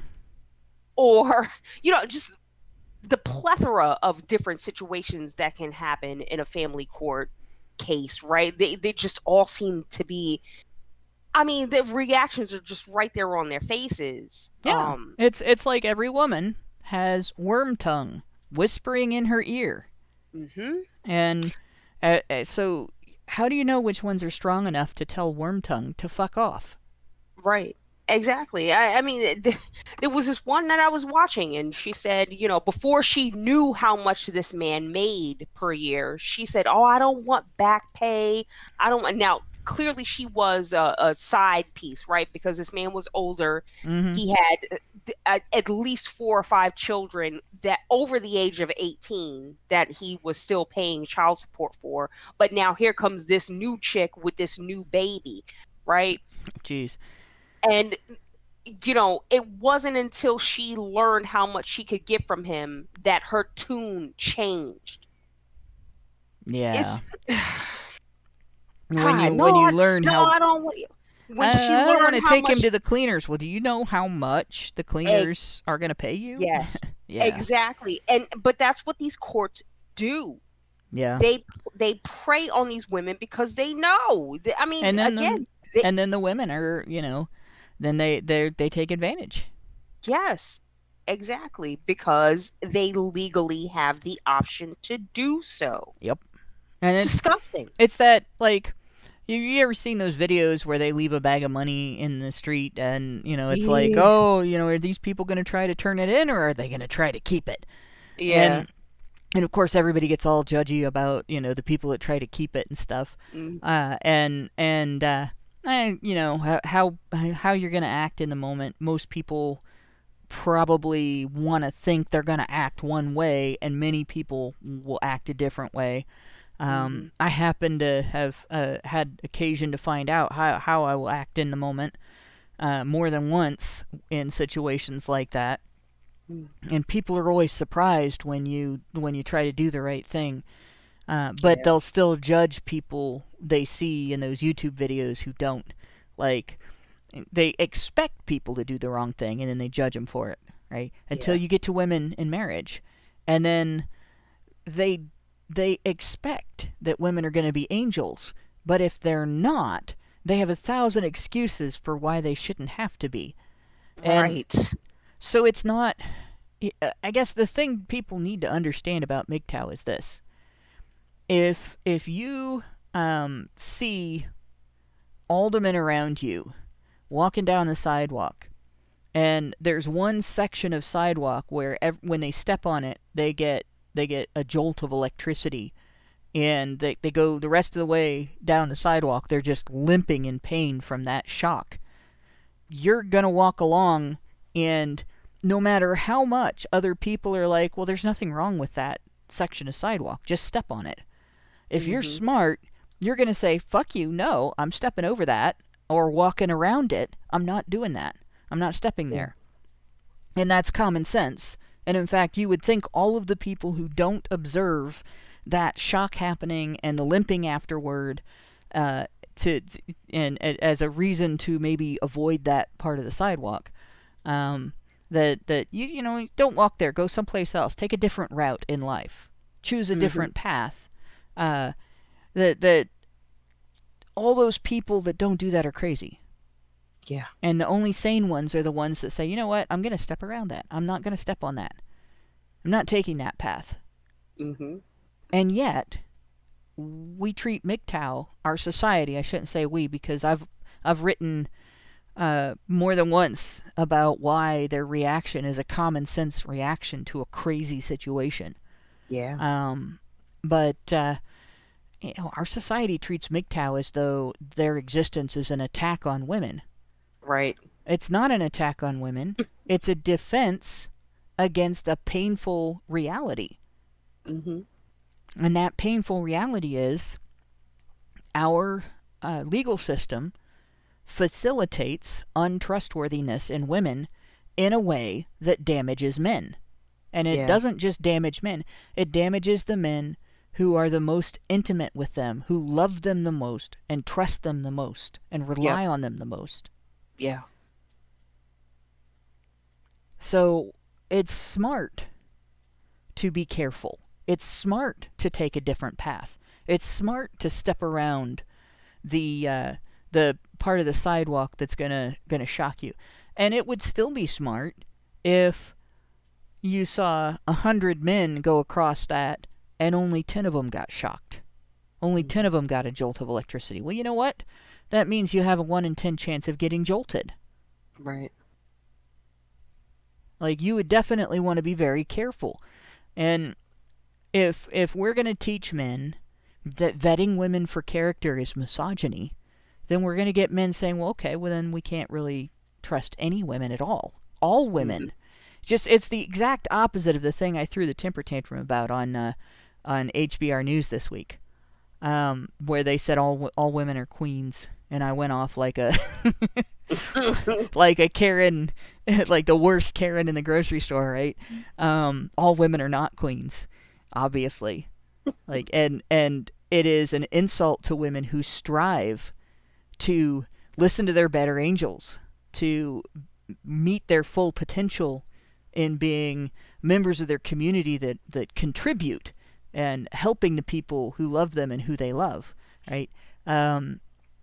It's an insult to all women like that to say all women are queens, because you're including the women that kill their babies and the women that sell their babies to pedophiles. You're including the women that rely on welfare their entire lives and never try to get a job.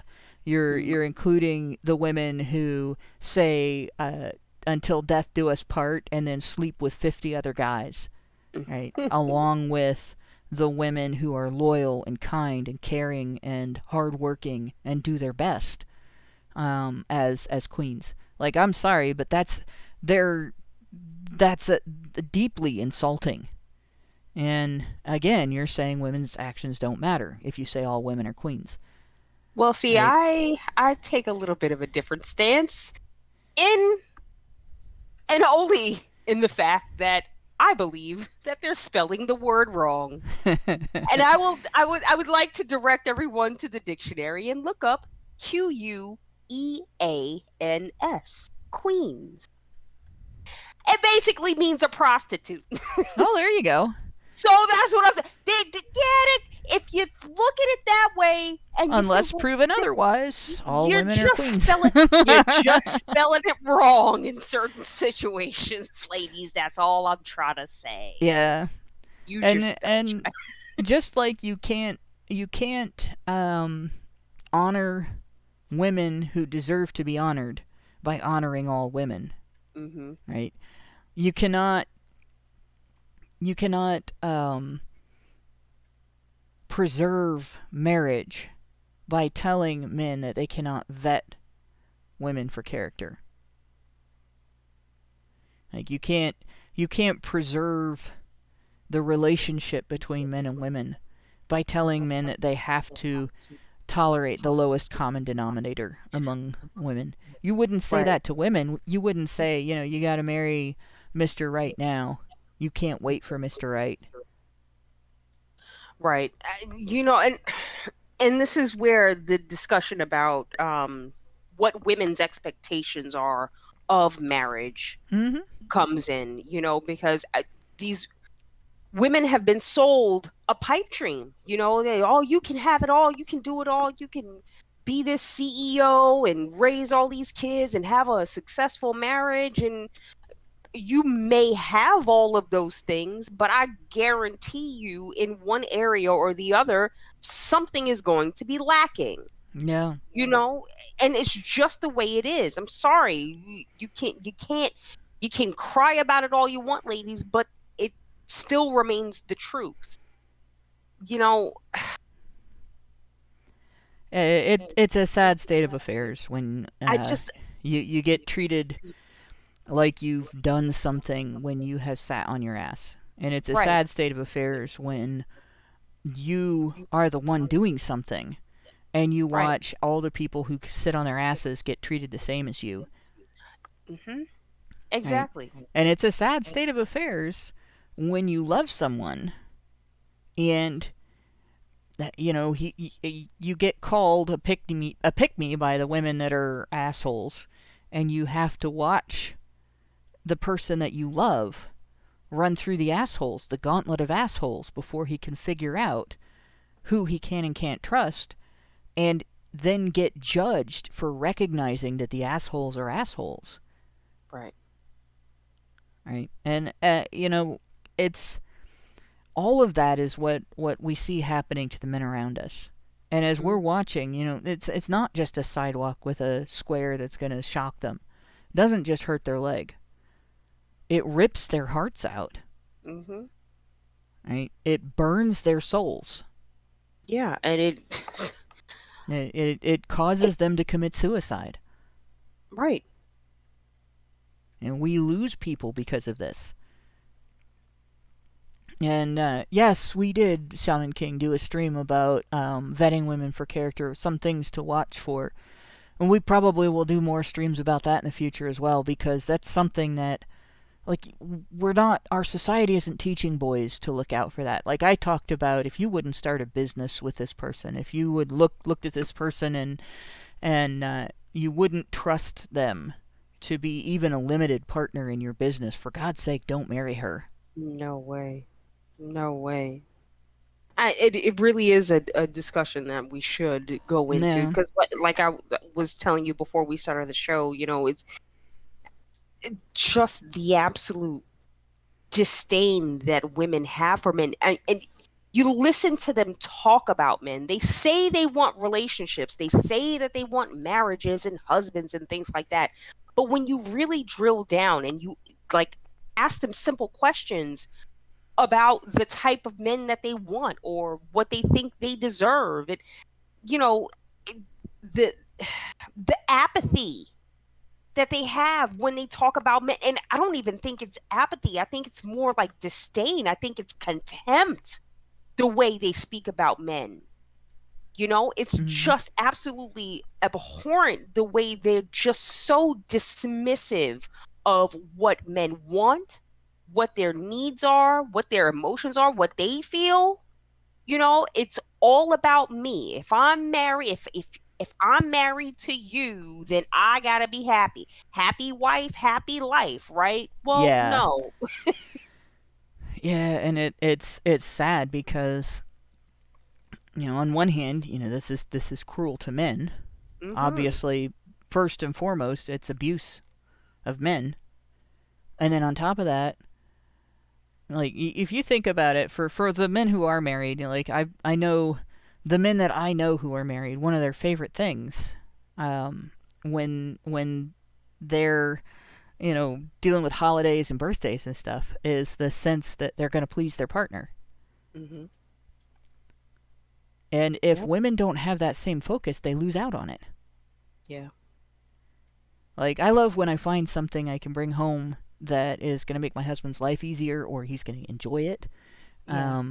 Like a surprise that's fun, you know, like one of the things that he likes. He doesn't collect a lot of stuff. But, you know, there are some like pop culture things that he really likes, that if I find something that is, you know, has an image from that on it, or is an example of it, or, you know, the latest, like The Tick. You know, we always have, we had comics, we have, we have the TV show on VHS. I don't know if it was ever actually put out on if they ever sold it. But we have it on DVD. It's not purchased. Or rather, it wasn't purchased from official sources. I went in and thought I was getting a deal, and they did a really good job making the cover look official. Mm-hmm. And when I discovered it was actually transferred from VHS to DVD.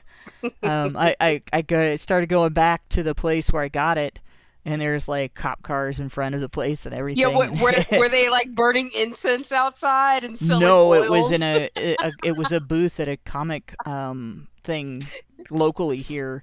Wasn't Comic-Con, it was a little tiny, like, it was in a gymnasium of a university, and so there were 2 rooms you went through, and they had all kinds of different, local comic creators, and this one guy was selling his movie collection, except wasn't his movie collection. Dude had a DVD burner in his garage. Yeah. I get home and I'm like, look, we got the tick for this much, and actually, no, we didn't. But so by that time, I'm like, all right, well, we have it. And we're happy to have it. But like when I find stuff like that, it's fun to get it and bring it home and be like, look what I got, and just stuff like that, right? Just getting to make your partner happy for a minute for any reason. You should have that as part of your relationship. Mm-hmm. But women deprive themselves of that. Yeah, they're too busy completely focused on unwittingly. Yeah, they're too busy focused on their own happiness to ever even think about what can I do to make my partner happy. Yeah, because in reality, that's how you have to pay it forward, right? Like if you want this kind of thing reciprocated, then maybe you have to initiate. Yeah. Maybe you have to go out and do something nice for someone. If you expect them to go out and do things nice for you, it's not a one-way street. Well, and even if, it's even more fun to do it without any expectations. Yeah, absolutely. If you love someone, your happiness should be connected to their happiness. Yep. Like, that's part of love. Yes. If your happiness isn't connected to that person's happiness, you're not showing love. You might have affection, you might have a sense of reliance on that person, but if it doesn't distress you when that person is unhappy, that's what you're expressing for that person isn't really that deep. Yeah. Yeah. I mean, I will admit fully that is from a religious perspective. That's what I learned growing up in my church. Is that when you love someone, the way you demonstrate that, the way that you experience it, is in a personal investment in that person's welfare and that person's happiness and comfort. And when someone is personally invested in your welfare and your happiness and your comfort, you should feel loved. Mm-hmm. So, but yeah, as far as the men going their own way thing, I don't think very many people outside of men going their own way understand men going their own way. Yeah. Exactly. Zirank says, gave us $5 and says, I wouldn't start a company with Lauren. She wants people to change smoke detectors batteries. Bish, are you aware of this economy? Do I look like battery owner, bunny owner? That would be the Energizer Bunny, I'm sure. The Energizer Bunny, yeah. That's hilarious. Seriously though, that is taking responsibility, right? Changing the batteries in your detector. Now at my parents' house, my parents, when they originally bought their house, it's an old house. It was built in the 1890s by a farmer that he had an original farmhouse, and he built that one for a family member, and then the house across the street was the original, and then across the other street, 'cause it's on a corner, was built by the same farmer for, I think, his parents to retire in. So, like, all 3 houses that are brick on that corner were built by the same individual. And it got added onto over time. And when my grandparents got old, they invested with my parents in building an in-law apartment on the house. So it's just like this big wandering, like you could put 3 families in it now. And they could live comfortably and never see each other except parking outside the house. But in any case, it had, I think at one point, we had 7 smoke detectors in that house because of that. Yeah. So we had smoke detector battery changing day. Like when we had, and it was like, I want to say it was the day that you changed the clocks. Uh-huh. So if you in the spring, if you're springing forward, you change the smoke detector batteries. You change the clocks, then you change the smoke detector batteries. And then in fall, when you fall back, you change the clocks, then you change the smoke detector batteries. And that way, we didn't ever have to hear the beeps. Because if the batteries would wear out, you'd have 7 smoke detectors going off. Beep, beep, beep, beep, beep, beep, beep, beep, beep. Like, that's a way to cause a divorce right there. You're so stressed, you just can't stop yelling at each other. So, Oh my god. So you buy your smoke detector batteries at Sam's Club. Yeah, right? Jesus Christ. Well, and the basement. The house had a basement. It wasn't a real basement. It was originally a crawl space, and the owner before us went down there, literally used a wheelbarrow to haul the dirt out. And then his slope, and dug he dug his own basement, Wow. cemented it. He put in cinder blocks, and my dad built the sink out of wood and epoxy for his darkroom down there. Did they recognize it as legal, even though he dug it by himself? Yep, he was a contractor. Okay, yeah, that helps. Yeah, That definitely helps. But when you know what you're doing. Yep, but yeah. So there you go. Imagine changing 7 smoke detectors batteries twice a year.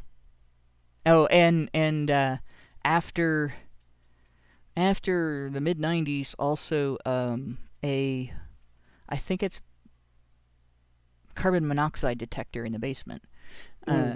But yeah. I don't know if they sell those in the U.S. Richard says, do they sell these particular smoke detectors with a pre-installed 10-year battery, which you just replace the entire unit when the battery goes? They might. We didn't have them, but they might. It's possible. Yeah, I've never It's heard quite of them. possible. Yeah. I think Richard also pointed out something else earlier that I meant to mention, and I don't know where it was. I'm going to look again. Because it was something I'm like, oh, I gotta point that out, and then I didn't. I'll find it later. I'm like scrolling and I cannot see it. But in any case, yeah, when it comes to MGTOW, I think most people, I don't know that our society is ready to understand that situation until they drop some of their gynocentrism. But as far as men's rights issues are concerned, I don't think that the men's rights movement could have any success without the threat of men going on strike. Right. Like, that's just a sad fact. Our society is too mercenary toward men, that recognizing the pain and suffering that men experience and the enslavement that men experience, and understanding that this is a violation of their human rights, we're not there yet. We should be, but we're not there yet. Or rather, we've strayed away from that so much farther than we ever have been in the past, that it makes sense that we need men to go on strike, at least in some numbers, in order for our society to figure out that you can only push men so far before they say, like, screw this, I'm not putting up with it anymore. Right. And of course, in the other direction, you have pickup artists And this characterization in this article of pickup artists is also flawed, so it'll be interesting to see how he does in the other article if he talks about pickup artists in that article. Pickup artists are fearful of the feminization of men and seek to dispel such notions by gamifying dating and harassing women. One prominent PUA, Dariush Rushvi, I can never remember how to pronounce his name. Velizadeh. Okay. Infamously hypothesized that legalizing rape on private property would incentivize women to be more vigilant over whom they socialize with, thus decreasing incidents of sexual assault. Now, there isn't anything in this article or in this paragraph that he said that is an abnormal perspective on pickup artists. This is pretty standard stuff. Most people drew these conclusions when the pickup artist community became publicly known. Obviously, like, Roosh isn't even a pickup artist anymore. He's like completely out of the game. He doesn't do any of that anymore. Yeah. And I think I've stated before, my opinion on pickup artists is that that's pretty risky business right there, because of the reasons that men going their own way go their own way. Every man who tries pickup artistry as his means of getting together with women is setting himself up for false accusations, being mischaracterized, his behavior being mischaracterized, getting together with the wrong woman, a woman who's going to betray him in the end. Like, it's really kind of like trying to date by playing bumper cars with your heart. Yeah. I think it's foolish. And I don't even think that these men are necessarily looking for love. I think a lot of they're looking a lot to of them are hook just up. looking to get laid. Yeah. But see, that's the other thing. I think a lot of guys don't realize what that does to them. Right.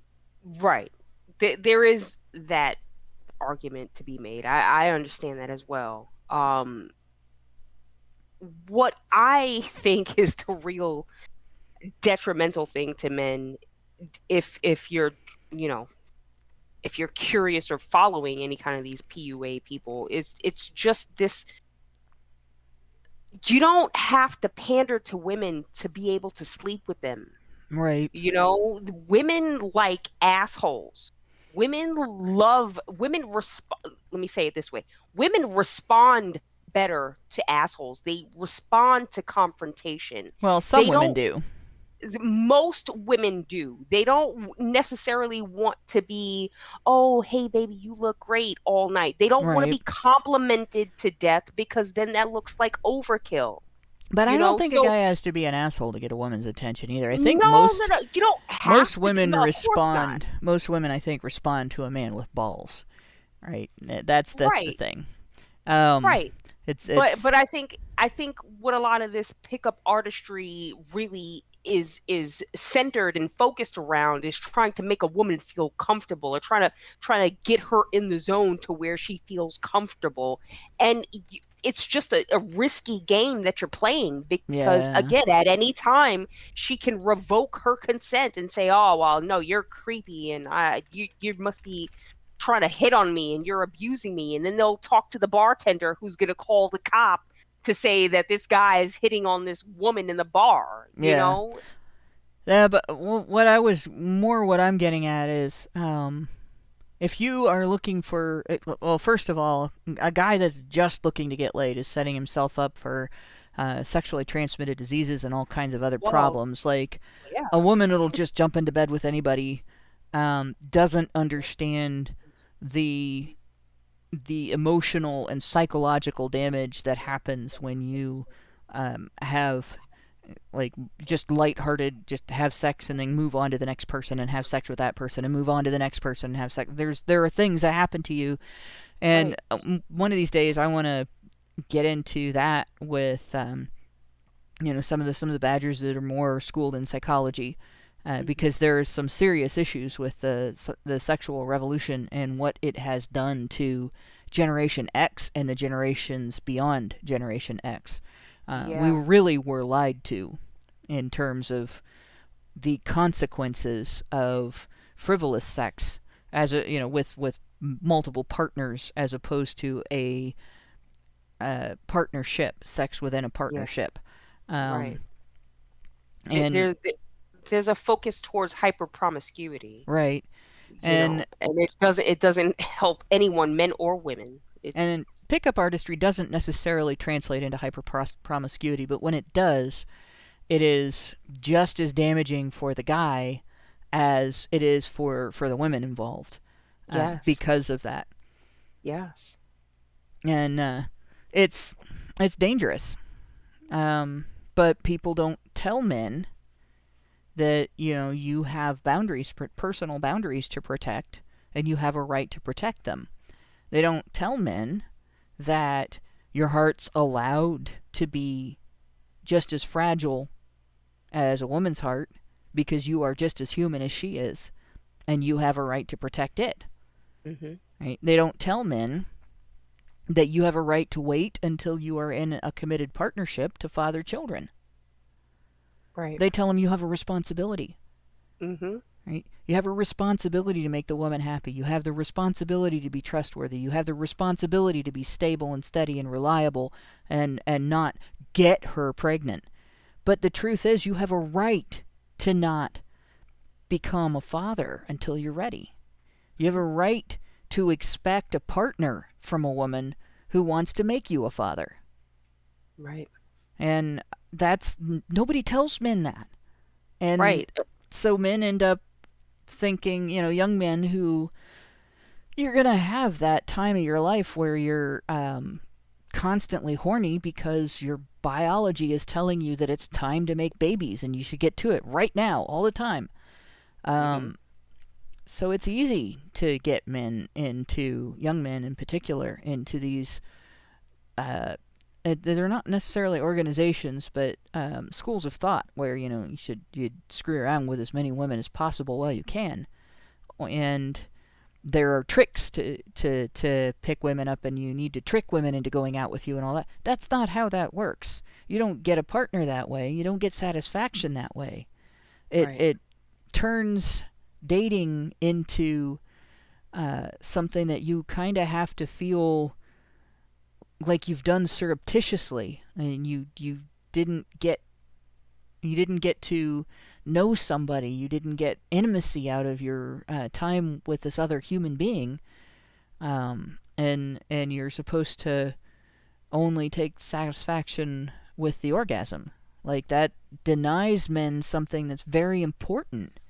And I think that's partly why there seems to be an ever-spinning cycle in pickup artists where, somebody like Roosh comes along and he does his thing for a while and everybody gets mad at him, and then he drops off the face of the earth and some other guy comes along and becomes the face of the pickup artist community, because I think men get burnt out on that, just like a woman would.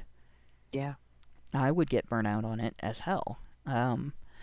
And so it'll be interesting. Like I said, next week we're gonna go over the other article. And I haven't found I've found several sites referencing it, but there is an archive of it. So I'm going to read through the archive when we go over it. I've got that open on my desktop computer right now, and I can see the full article, like, as I go through it. But I haven't read it because I'm reading this one. Yeah. So next week when we go through that, I'll have both of them open so I can go back and compare, like, this is what he thought before he talked to MRAs, this is what he's saying after he's talked to MRAs. So let's see. This is going to be another good one where we probably won't get past 3 sentences of the articles. Well, we've gotten pretty well into this one. Lastly, we did. Go ahead.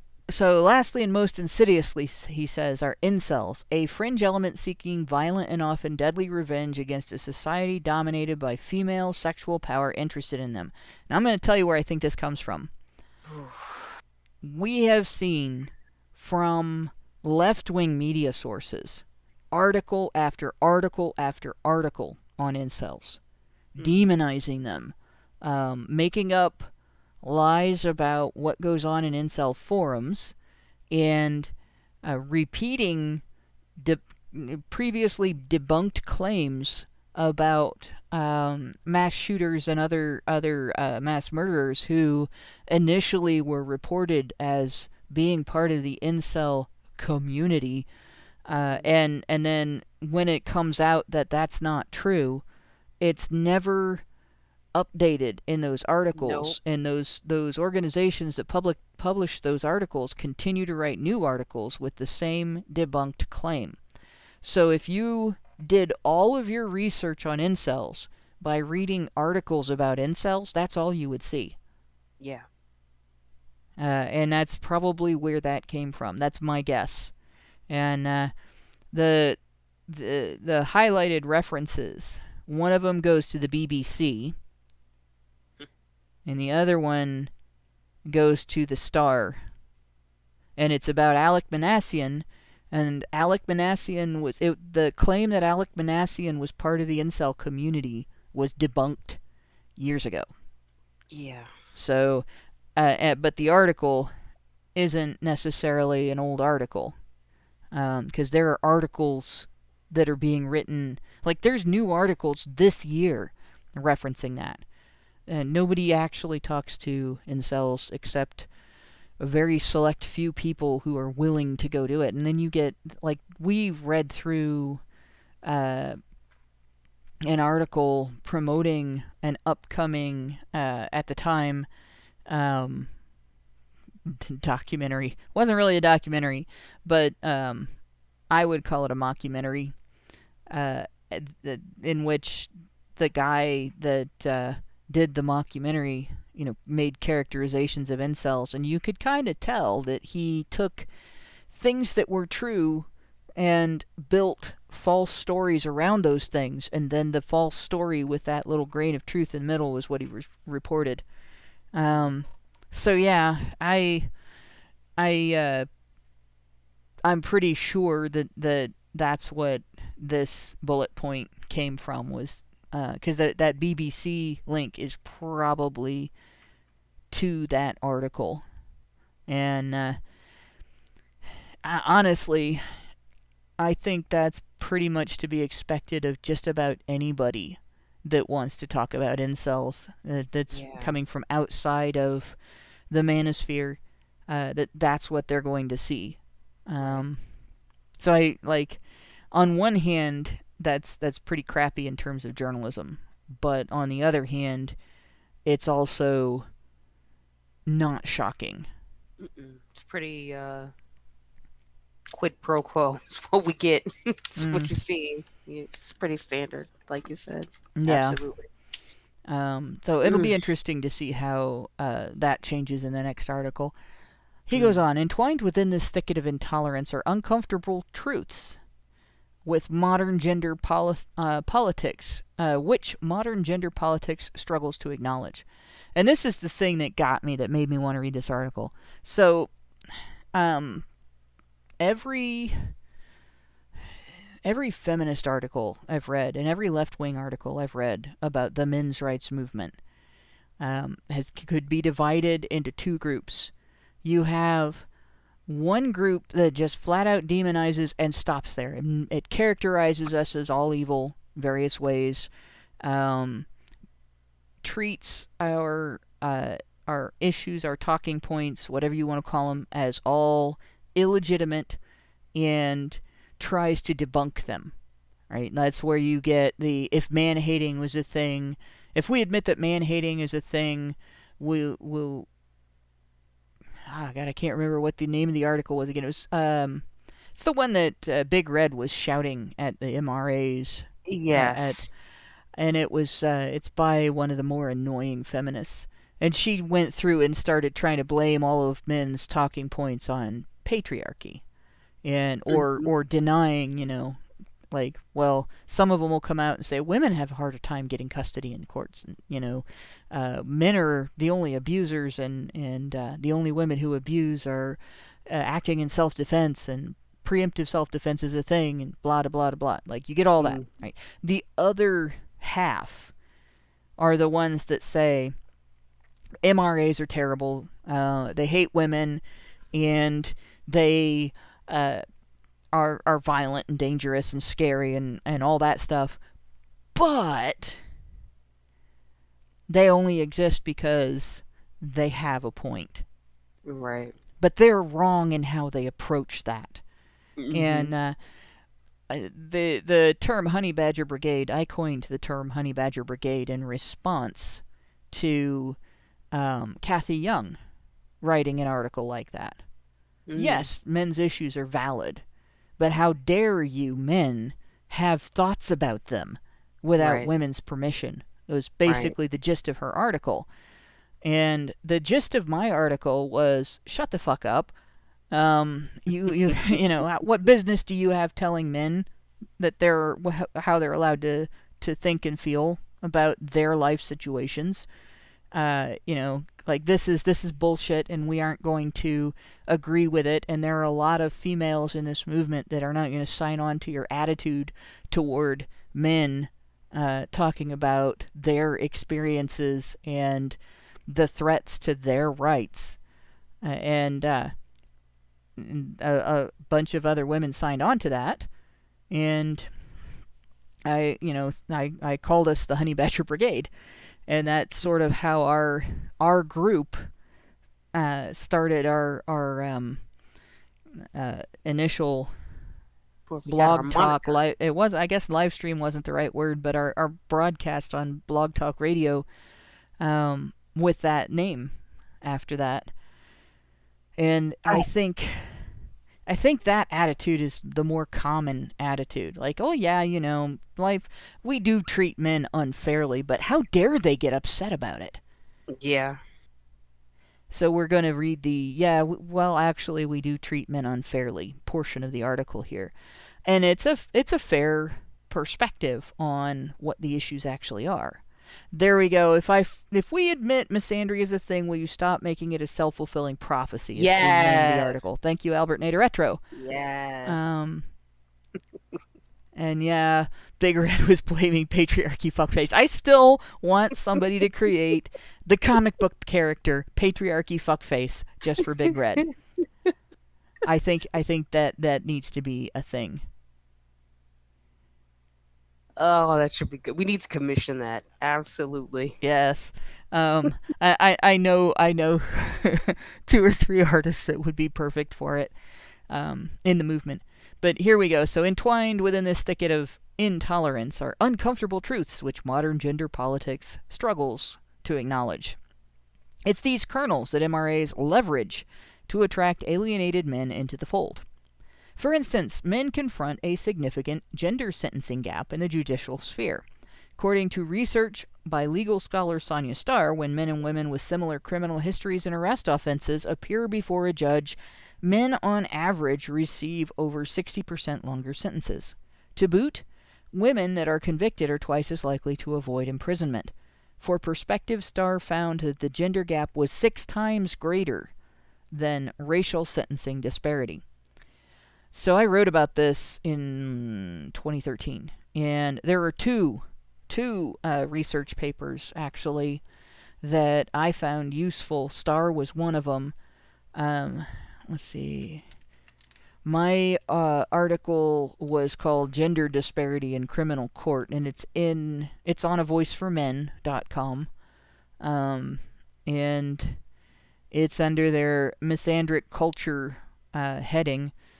And the other woman who did this research, this was a doctoral thesis, I believe.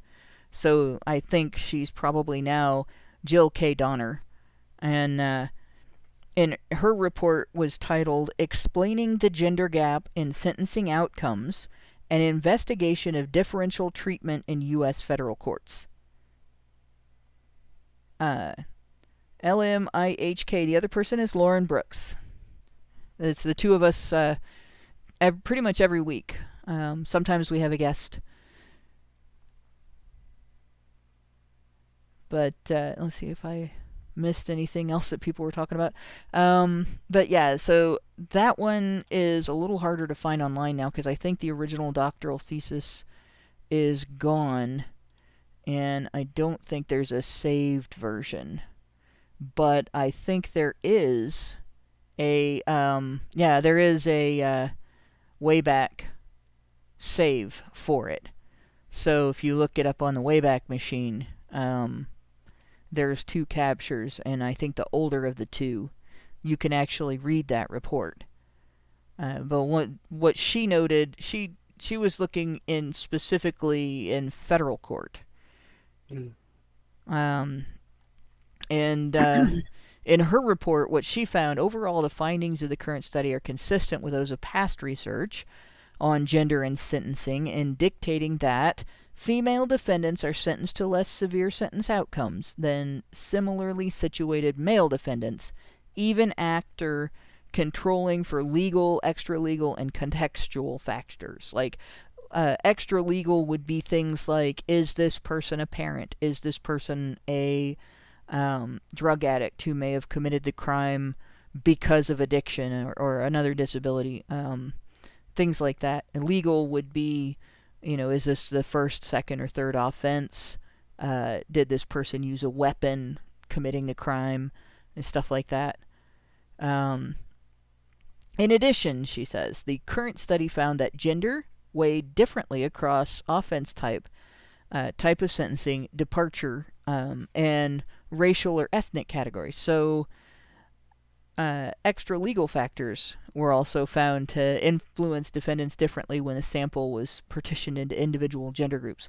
So basically, extra legal things like being a parent, things like having drug addiction as a disability, were used to get more lenient sentences for women more than for men.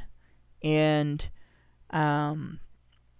gender made a difference, made a bigger difference in some types of crime, how some types of crime were treated than others.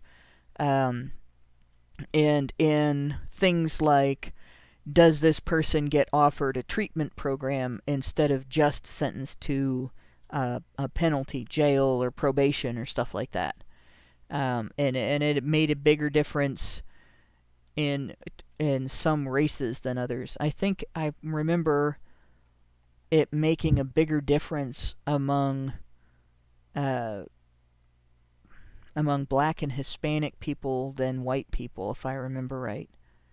That women were treated more leniently in black and Hispanic populations, but I'd have to go back and reread my notes. One of the things, and I can't remember which of these two researchers, but one of the things they found is if someone is a parent, right, if it's a woman, if it's a mother, the judge is more likely to be lenient so she can stay home and raise her kids because her kids need her. But if it's a father, the judge is more likely to be harsh because of the type of example he might present to his children. Like, what the hell does that say about what judges think of women? And what the hell does that say about what judges think of men? They don't think of men as being needed by their children, but they don't think of women as being influential on their children. How sad is that? And the real rub is that they really don't give a damn about the kids, because if they did, then they would take both of those things into consideration, but they don't. Yeah.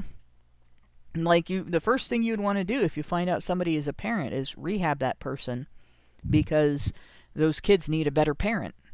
Mm-hmm. But yeah, we're not into in this country. We don't actually rehabilitate anyone. We say that we do. We have these nice, lovely names for them, but yeah. I keep adding to my research on the criminal court system, wanting to do a show on that. And I keep putting it off because, in all honesty, it makes me physically ill. Yeah. The way that we treat It's very difficult to research the way that our country handles criminal justice and not get sick. Mm-hmm. And the worst is researching the death penalty, because you run across cases where they've made mistakes during execution and caused immeasurable suffering during the execution. Yeah. And you run into cases where somebody's been executed and afterward they were exonerated after they died. And all I can think of is, what if some of those are the same cases? Yeah. What if they took an innocent person? It's bad enough that they tortured somebody to death at all. There is nothing in the lexicon of things that we have listed as illegal that we punish people for. There is not a single thing that you could tell me somebody did that would make any person responsible for torturing them to death. Nobody should have to remember that something they did led to torturing another person to death. And there is no justice in torturing a person to death. There's only revenge. There's only vengeance. Yes, right? Exactly. So I'm really opposed to I've been really opposed to the death penalty ever since I've understood that sometimes it involves torturing someone to death, and on top of that, it is not fairly adjudicated, and we do wrongfully convict, and we do wrongfully execute. And I don't trust my government with the death penalty. I don't think I ever will again. No.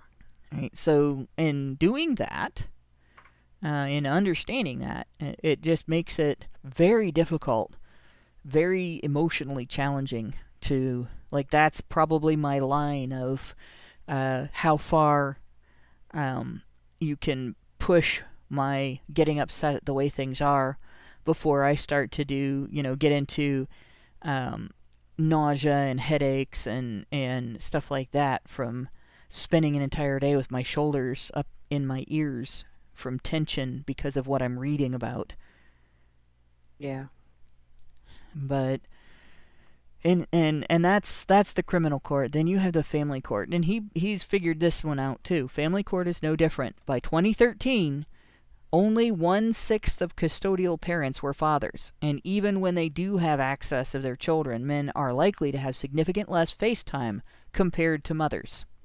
According to Custody Exchange, a scheduling tool for divorced couples with kids, nationwide, fathers have received an estimated 30% of child custody time. Interestingly, the company found Republican states deprived fathers and rewarded mothers, most followed by Democratic ones, and finally swing states. On average, a typical divorced dad living in a red state will see his child 400 fewer hours each year than a blue state dad, and 700 fewer hours less than a purple state dad, their research report concluded. And that actually doesn't surprise me, because Republicans think men are responsible for marriage, and women are protected by it. And then that's basically one of the reasons, when I say uniparty in regard to men's issues, I'm referencing that. Yeah. You go back and you look at the Contract for America in the year 2000. During 1999, when the election was occurring, when the campaigning was being done and everything on what the Contract for America, I always want to say Contract on America because that's the way the media reported it, but what the Contract for America was going to be, and all that, the state of Ohio anticipated a Republican landslide, and they were correct. We had one, and so they anticipated the passage of the Contract for America bill, what was being done, and what they did in that contract, in that bill, was they financially incentivized all 50 states to collect child support money. And they provided a, I can't remember what they called it, whether it was a grant or a stipend or whatever.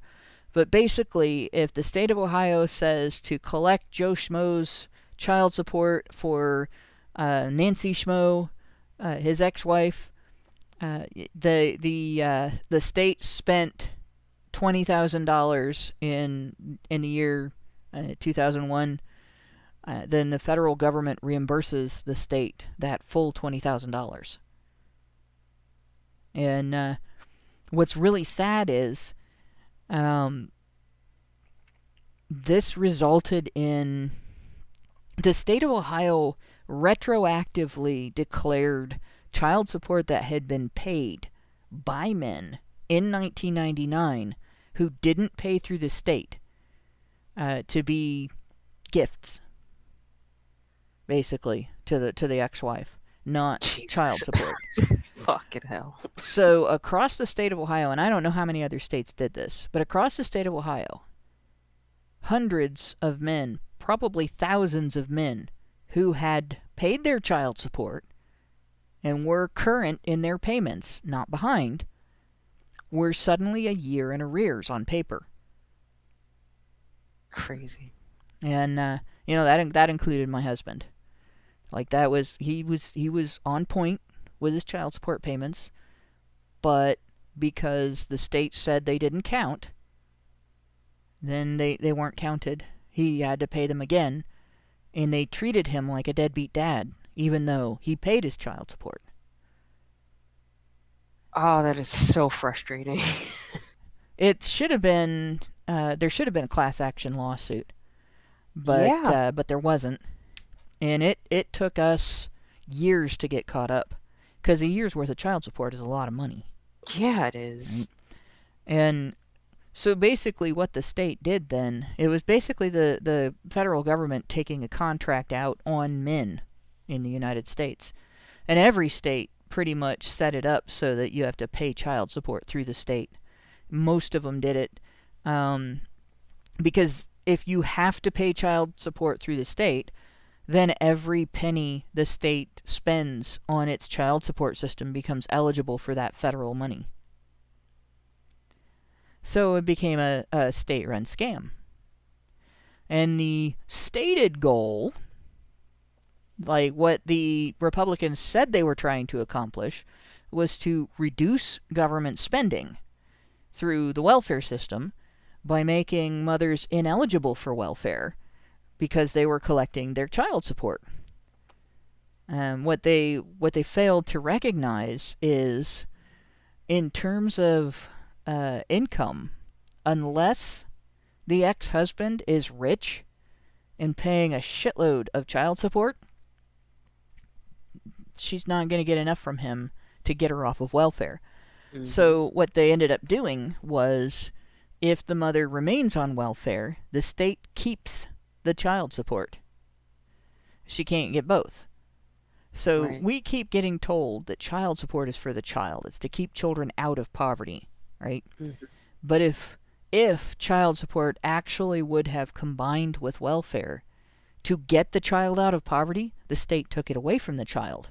They charged the child for the mother's welfare receipt. Mm-hmm. And if the father didn't pay the child's bill, the state would put him in jail. Without a second thought. Yep. But they were still charging the child. Like, that's money being charged from children for their mother's receipt of state benefits. You know, like, that's what that means. And Republicans did that. That was not a Democrat gig. That was Republicans.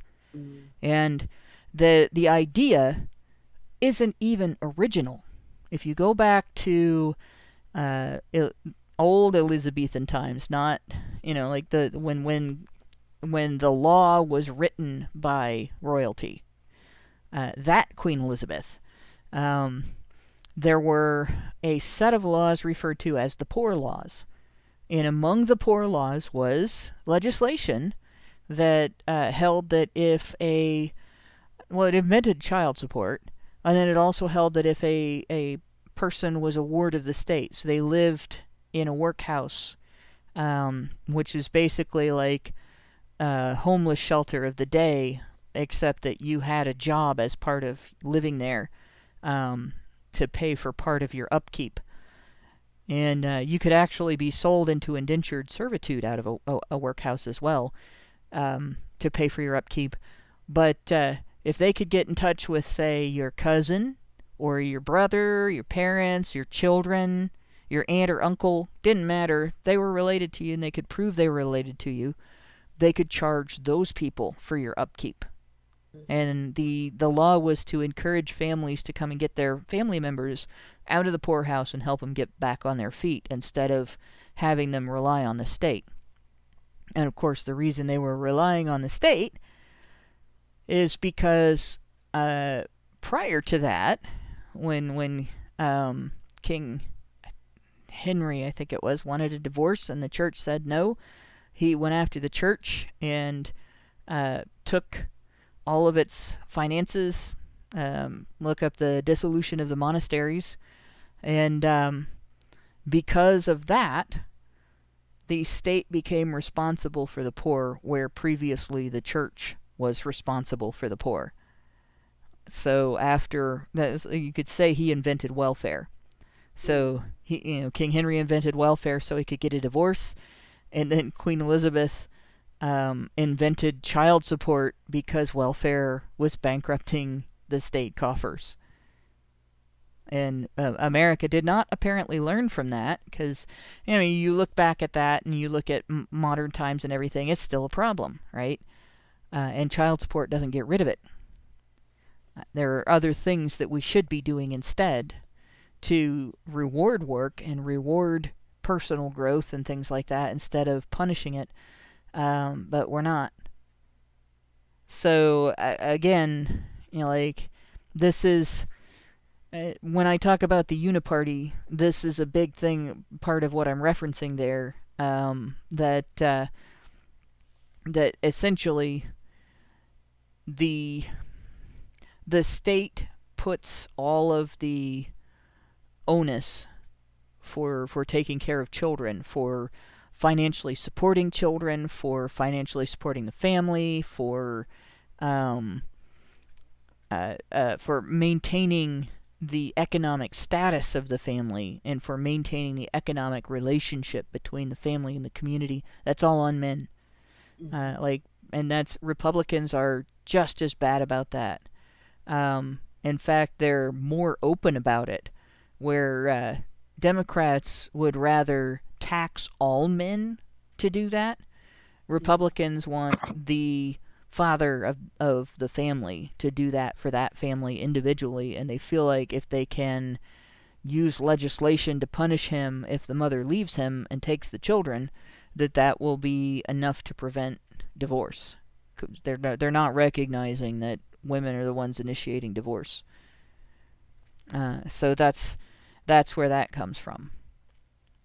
I don't know how much of that he's going to cover in the new article, but at this point he seems to be spot on in recognizing this is not just a left-wing issue. Here he says, in many cases, judges run roughshod, outdated stereotypes and all over modern men.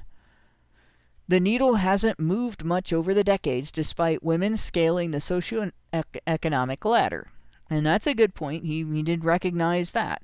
Female breadwinners, who comprised only 10% of American households back in the 1960s, by the 2010s represented over 40%.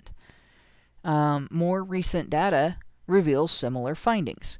Nevertheless, female inroads in the workforce never trickled down to divorce courts. By 2010, Elle reported men received alimony from ex-wives only 3% of cases, wondering whether this glaring disparity was the last feminist taboo. And honestly, I think a big portion of the reason why men don't get alimony in most cases is because they're not as vindictive.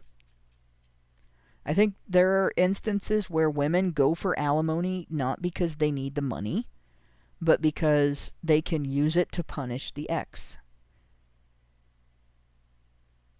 I don't know, Lauren. Have you ever seen that in divorce cases? Because I've seen women do it in divorce cases. Absolutely, it's disgusting, but they're allowed to do it. Yeah. I don't know. That's one of the things that really gets me is all that has happened is he makes a little more than she does, and he owes alimony. Mm-hmm. I know, like, my husband could have gotten alimony, and he didn't go for it because he wasn't looking to punish the ex, even though she was horrible. And, like, if the sexes had been reversed in that divorce, a woman would have been doing everything she could to punish that guy. Yep. No doubt about it. But, he just wanted to move on. I think most guys just want to move on. Mm-hmm. So, of course, they're not gonna, like, if they don't see a need for alimony, they're not gonna go after it. Right. Even in situations where they are legally, entitled to it. Entitled to it. Yeah. Absolutely. They won't do it. They just want the easiest way out. They don't want to upset the apple cart. They don't want to piss off this woman any more than they absolutely have to, because essentially if you have a child with this person, then, you're going to have to deal with them regardless of what the outcome is of this situation that you're going through right now. Even when your kids get old and they have kids, you still have to deal with this person, and nobody is either explaining. I don't know why this requires explanation for these women. Yeah. But they really don't seem to get it. It's like, this is having a kid with someone, forming this relationship with a person it just doesn't go away just because you're unhappy and you want to change. No, it's for the rest of your life. Right. It really is. And, the other thing I think that happens with men and alimony is most boys, I think, are raised to expect to be the provider in a relationship, and even if they're getting divorced, even if in a rare case where the man leaves the marriage because the woman cheated or something like that, because a lot of times a woman gets forgiven if she cheats, and the man doesn't leave the marriage. She might, but he doesn't. But even in those cases, a lot of times guys don't go for divorce. They feel they're still invested in the welfare of their ex. Like, I've known guys to go over and fix the sink or the toilet, or her car, that have gone over in the middle of the night to scare away a burglar after a divorce, or an imaginary burglar, because sometimes you just hear a noise outside and you think there's someone there. Like, I've seen all kinds of trading days that you're supposed to get for different days, just so that she can have the kids over at great grandma's or something, and just all kinds of stuff like that. Guys try to be as cooperative as they can, and I think a lot of guys, it's antithetical to the way they were raised and the way they view themselves in the partnership to expect the ex-wife to pay them anything. So they don't go for child support. They don't go for alimony. If they do go for child support, they don't go for as much. They don't ask for as much. And if the ex has a spotty history of paying it, they're not as likely to be forceful in trying to get it. They don't call the CSEA and say, "Oh, I'm not getting paid," unless they really need it. And I think sometimes guys are embarrassed to ask for what is due to them. Yeah, absolutely. So it's not, I wouldn't call it necessarily a feminist taboo. I would call it a gynocentrist taboo. Mm-hmm. But you have to be aware of gynocentrism. And it's, like I've said before, gynocentrism is the when you see it of men's issues. You know, like it goes right along with the accountability gap, right? The accountability gap is the when you see it of men's issues. It's everywhere, and it's in everything.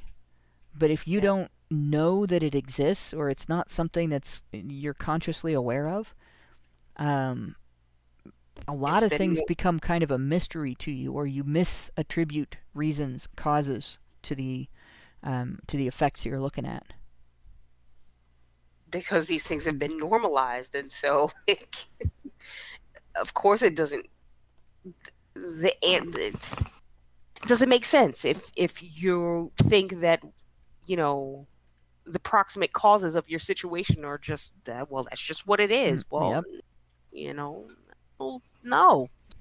Yeah, and then when a guy isn't, the old school, old fashioned, it's my job, I'm embarrassed to ask for what's mine kind of guy, you have the other thing that happens.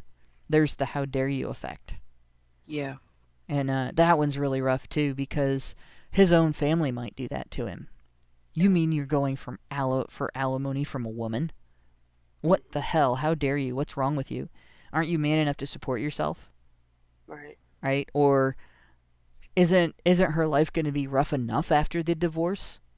As if, her demanding money from him wouldn't be the same. Right. So you get this, if the guy wasn't raised to see himself that way so much that he's blind to his rights or embarrassed by them, his social circle will try to impose that anyway. And even if he has those rights and he goes to court, if he gets a judge that was raised to view men as the sole breadwinners and women as the sole beneficiaries of marriage, the judge might not honor the law in terms of, well, I should be awarding you this, but... And they get some leeway in what they can get away with. So there are times when they're very unfair, and a lot of guys get discouraged enough or just don't have the money to do it, so they don't appeal. Like many times they can't fund an appeal, like because the judge set things up so they don't have any money. And then he goes on to say, we see the same triviality directed at male suicide. While men overwhelmingly comprise the global victims of suicide across continents, religions, cultures, and age groups, the issue is a political football in the arena games of modern gender turf wars. In response to the well-established pattern of male self-harm, one Washington Post op-ed argued, why the patriarchy is killing men. The prominent British feminist, I don't know this woman, Chittera Egru, poked at the same topic. If men are committing suicide because they can't cry, how is it my concern? Egru tweeted. When others criticized her flippancy, Egru spun it towards nuance. My point runs deeper, and I am requesting that we create a dialogue about the big... Oh, that's just I'm trying to start a conversation. But he's skeptical. Sure, she was. So you can see that he's got the capacity. You can expect the second article, reading the first article, recognizing that he sees the issues. One difference between a right-winger writing this kind of article and a left-winger writing this kind of article. I would not get my hopes up on a left-winger writing this article that I could talk to that person and change their mind. I would slightly get my hopes up on a right-winger. Yeah. Like maybe 2 to 5% more than a left-winger. Because I've had more experience with right-wingers at least giving you the point. Yes, okay, you have a point there. Whereas most left-wingers, you make a point and they can't argue with it. They move the goalpost, they Mont Bailey, they demonize you as misogynistic. They call you a pick-me. They flounce and bounce, block and run, but they don't say, well, you have a point. Yeah. Or they turn around and say, well, that's patriarchy. How? How is it patriarchy? Well, I can't explain that. Right. It just is. Patriarchy is an article of faith. You don't ask how it's patriarchy. Patriarchy moves in mysterious ways, don't you know? Or do. The lampooning of men and the wholesale disregard for their suffering is seen once more when it comes to sexual assault in prison. Although such statistics are notoriously difficult to track down, Christopher Glazik provocatively wrote in N+2 that crime had actually not declined in the United States over recent decades, but simply shifted. As Glazik argues, the statistics counting the country's crime reduction miracle, when juxtaposed with those documenting the quantity of rape and assault that takes place each year within the correctional system, are exposed not merely as a lie or even a damn lie, but as the single most shameful lie in American life. Glazik's inspiration came from a bombshell New York Book Review piece, Prison Rape and the Government, which ultimately promoted the Department of Justice, DOJ, to release an estimate of the sexual assault in prison. The new number the DOJ publicized, 216,000, represented victims, not instances. Victims, not instances. So not repeated rape of one guy, it's multiple people. This, Glazik reminds us, is historically unparalleled. These victims are often assaulted multiple times over the course of a year. The Justice Department now seems to be saying that prison rape accounted for the majority of all rapes committed in the U.S. in 2008, likely making the United States the first country in the history of the world to count more rapes for men than women. Nonetheless, such revelations still serve as low-hanging fruit for comedians in late-night television for decades. It's one of the few timeless jokes we can still count on in our age of political correctness. Now, what he doesn't know, at least during the writing of this article, and he might now, is how much of that rape is actually committed by female prison guards. Yeah. And this is something that, our society's starting to become more aware of the egregious situation within the prison system, where we, as a society, we are tolerating prison rape as part of the punishment. But I think most people are completely unaware of the fact that a significant portion, in fact, I think a majority of the rape that is committed within the prison system is staff sexual misconduct, not prisoner sexual misconduct. And among staff sexual misconduct, the overwhelming majority, I know in the juvenile facility system, it's 95%, is committed by the less than half of staff that are female. So this is guards, this is therapists, this is librarians, this is nurses, this is overseers in the work areas. Any position is counted that you work in the prison system, you would be considered to be staff of the facility. So it doesn't necessarily mean prison guards. But yeah, I know in the adult system there is a very large number, and when it gets written about, like a Voice for Men responded to an article like this, when it gets written about as though the prisoners, who can't do anything in the prison without permission from the staff, are somehow imposing themselves on the staff. So this is a situation where you have some of the staff basically treating the prison like their own private sex club, where the quote-unquote employees, the sex workers, aren't willingly there.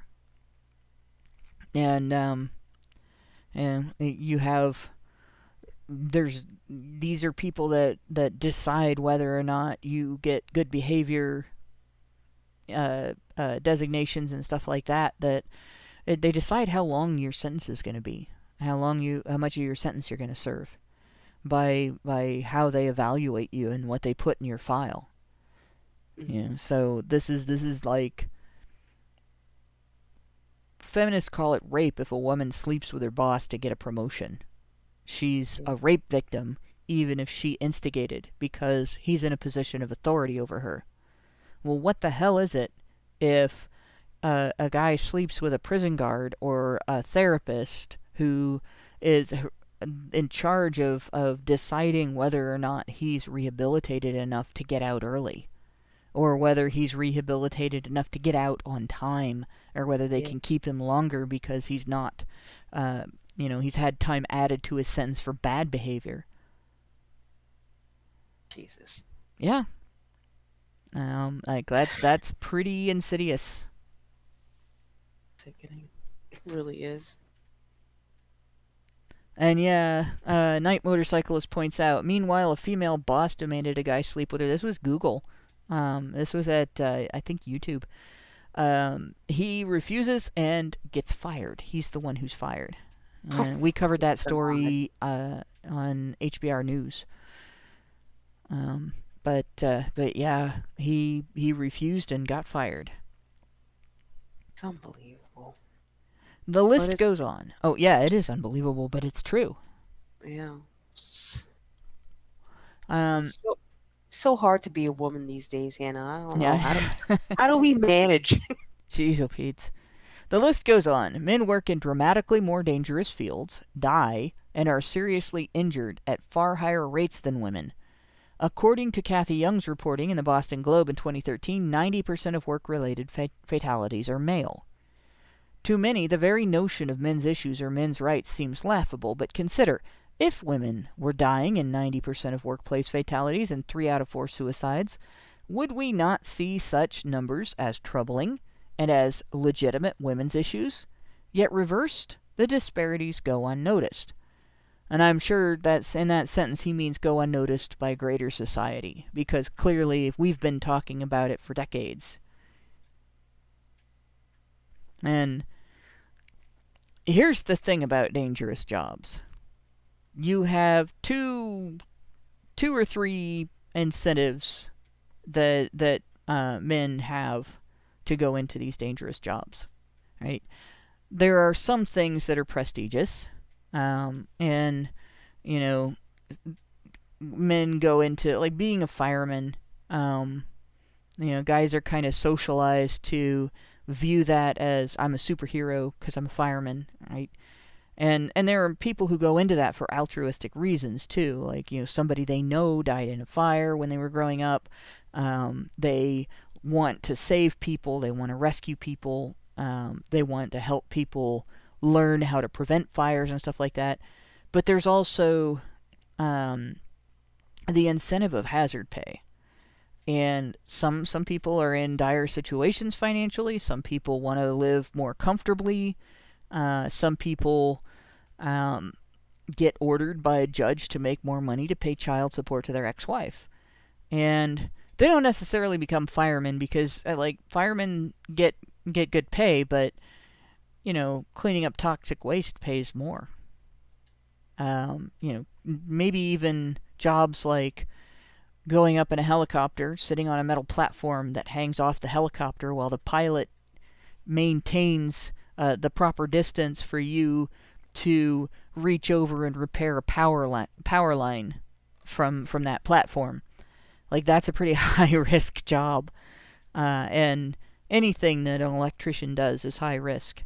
You have to be very mindful and careful of everything you do as an electrician. You have to be capable of being a brain surgeon intellectually to be an electrician. But if you want to be an electrician for very long anyway and not die from it. People in those jobs, they do get paid higher pay. And there's no amount you could say, well, this is high enough that they shouldn't get a raise. But at the same time, you look at it and there's a market to deal with. There's, depending on what the job is, there may be, like my job, you can't pay me more because it's coming out of people's tax dollars. Like my job, a lot of the people that I take care of, Medicaid pays for their care. So there will be people that would look at what I make and, oh, you don't get paid enough. I'm like, well, you pay me. I'm not going to ask for more money. Right. Like I'm doing this for other reasons. But there are a lot of men who, a lot of people will say, well, men choose to do those jobs, and they take on that risk because they're men. Well, it's not as cut and dried as that. Some of it is the shit won't get done if somebody doesn't do it, and when it comes down to it, and our society has something like that, this has to be done. Somebody's got to do this. Somebody usually ends up being men,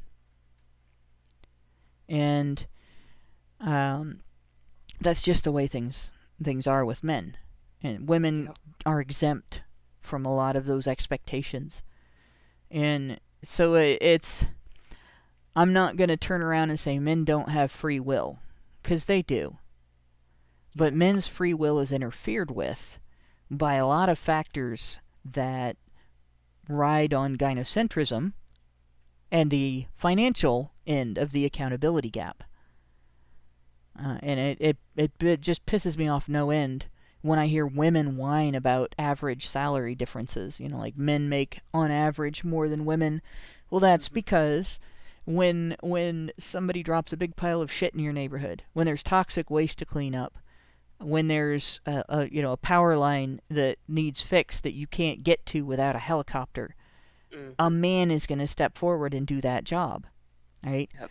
When somebody goes crazy with an automatic rifle in downtown Dayton and starts shooting people, the folks that run in to the gunfire, the folks that go running at the bullets, are not women. Women don't do that. Men do. The cops that run into that and take that guy down and stop him from killing any more people are men. And when somebody runs into a burning building and lifts you up and carries you out because you've passed out from smoke inhalation, that's probably going to be a man too. There aren't very many women that are big enough and strong enough to do that, especially if you're a man. And that's just fact. Yeah. And what's really sick about the situation isn't just that 90% of work-related fatalities are male. It's that our society has no appreciation for those men and what they've done for us. None whatsoever. Like there should at least be some gratitude. Yeah. And instead, we whine about them getting paid. Right, and then we get them tearing down statues of men that have done great things in society because, oh my God, it's a white man and it's patriarchy. Got to get rid of him because he did something that I could never do in my entire existence. But and it's a total mystery why there are men going their own way. Exactly. Total mystery. Exactly. Jeez. It's heartbreaking. Yeah. It really is. It really is. Because there's a lot of people that are going to suffer from women's inability to just be realistic and have realistic expectations. You know? And not force them upon other people and be mad when their expectations aren't met. It's just that's not how humans interact. That's how parents treat their children. Yeah. This is not how grown men and women are supposed to be treating each other. But of course, we know which side it's coming from. And it's always these women because they just don't want to cooperate. They don't want to work with people. They want to tell people what to do. Well, and because they're raised by parents and grandparents and aunts and uncles and whoever else in their family who will tell their brothers, never get in a fight with a girl. You can't hit girls, and you can't win that. If you hit a girl, well, you're an asshole who beat up on a girl. And if you hit a girl and she hits you back and she beats you up, well, then you're a wimp that got beat up by a girl. You can't win that fight. They'll tell the boys that, right? And they'll tell the boys, you're bigger and stronger and shame on you if you hit her. But they will not tell the girls, he's not allowed to hit you back. Hitting him is abuse because he's not even allowed to defend himself. It's like kicking somebody in a wheelchair. It's shameful and you shouldn't do it. They won't tell the girls that. So in elementary school, those girls will go right up to boys and say, I can hit you, but you can't hit me back because I'm a girl. And lord it over them. Right? And nobody tells those girls they're bad for doing that. Nobody tells those girls that that is not an admirable characteristic, but a shameful one. And so they grow up thinking that throwing their weight around and treating other people like dirt under their feet is their right. Because in our society, women have rights, men have responsibilities. We have to change that. Men and women should have rights, and men and women should have responsibilities. Absolutely. And, again, people wonder why men are going their own way. There's a reason. He goes on, homelessness is no different, with roughly 70% of the population being male. Maladaptive behavior and poor academic performance also skew disproportionately male. So there's another one he missed. Yeah, 70% of the homeless population is male. 95% of the unsheltered homeless population is male. Most homeless women are couch surfers. Most unsheltered homeless are men. Because when you're homeless and you go to a homeless shelter, they will prioritize women with children, women without children, men with children, and then, if there's any room left, men without children. And they will prioritize women without children over men with children, especially if those children are boys. So most homeless, really homeless, because a shelter, even though it's not your home, is at least a dry place to stay that isn't freezing. Right. So most true homeless are men. And, of course, when he says maladaptive behavior, we're talking about anything from, self-sabotage, just ordinary self-sabotage, drinking too much, using illicit substances and stuff, to things that get you fired from your job, things that prevent you from being able to support yourself, poor academic performance, skewed disproportionately male. Well, those things contribute to homelessness. And poor academic performance is a whole category in and of itself. We've talked about that before, too. Our whole school system is geared toward a learning style that it's not really conducive to any child's learning, but it is more non-conducive to male learning than it is to female learning. It's worse for boys than it is for girls. And so that's one issue. And then the other issue that really heavily impacts boys' academic performance is the way they are treated when there are disciplinary issues is disproportionately harsh in comparison to girls. Yeah. And if you look at what the not the SPLC, the ACLU. What the ACLU, the American Civil Liberties Union, refers to as the school-to-prison pipeline. Most of the kids that get stuck in juvie because of school disciplinary issues are boys.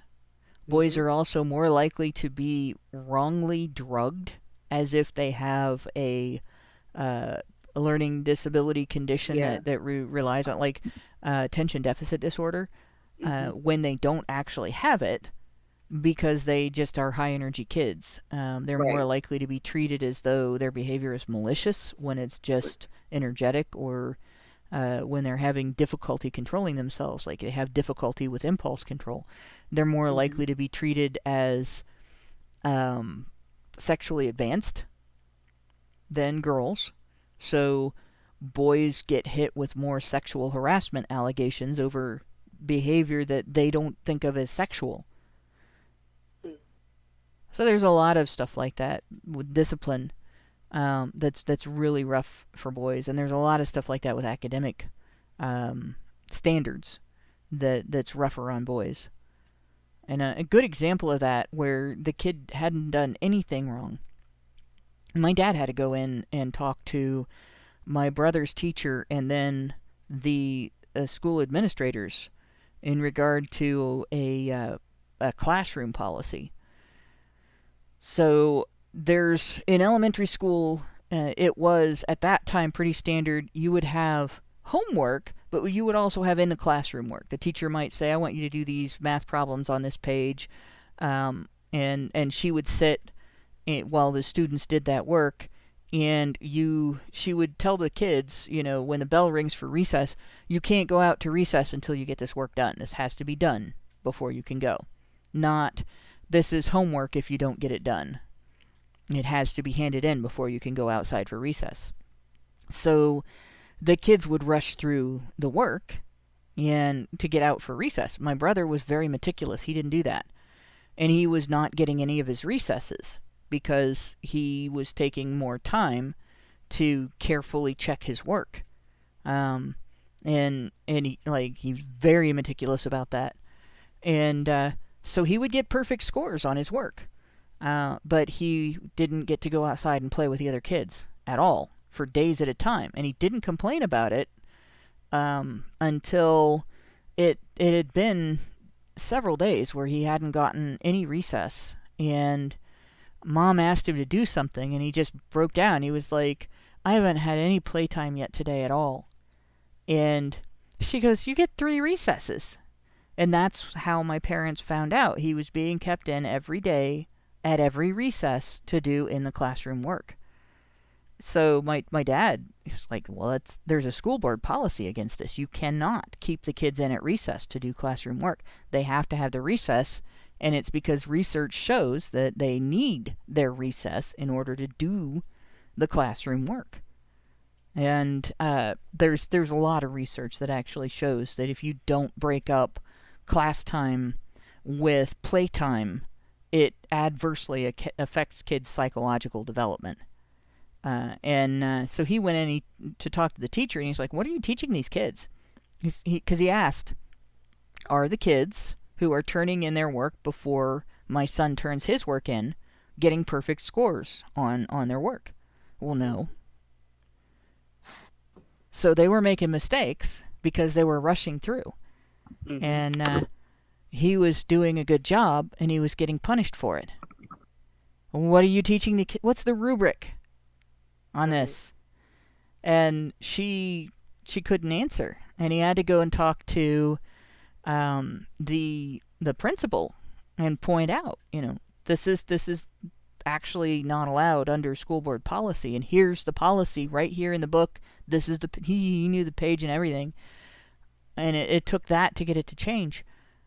But they were not considering anything to do with, how this would affect the kids' learning. So if they did that in a small town, in Ohio, to one boy, that's happening to boys all over the United States in various ways. They're not considering, like, boys have a level of need for mobility during the day. They have to go and do things whether it's playing outside, physical exercise in gym class, anything like that. They have to, as throughout their day, or it affects their psychological development.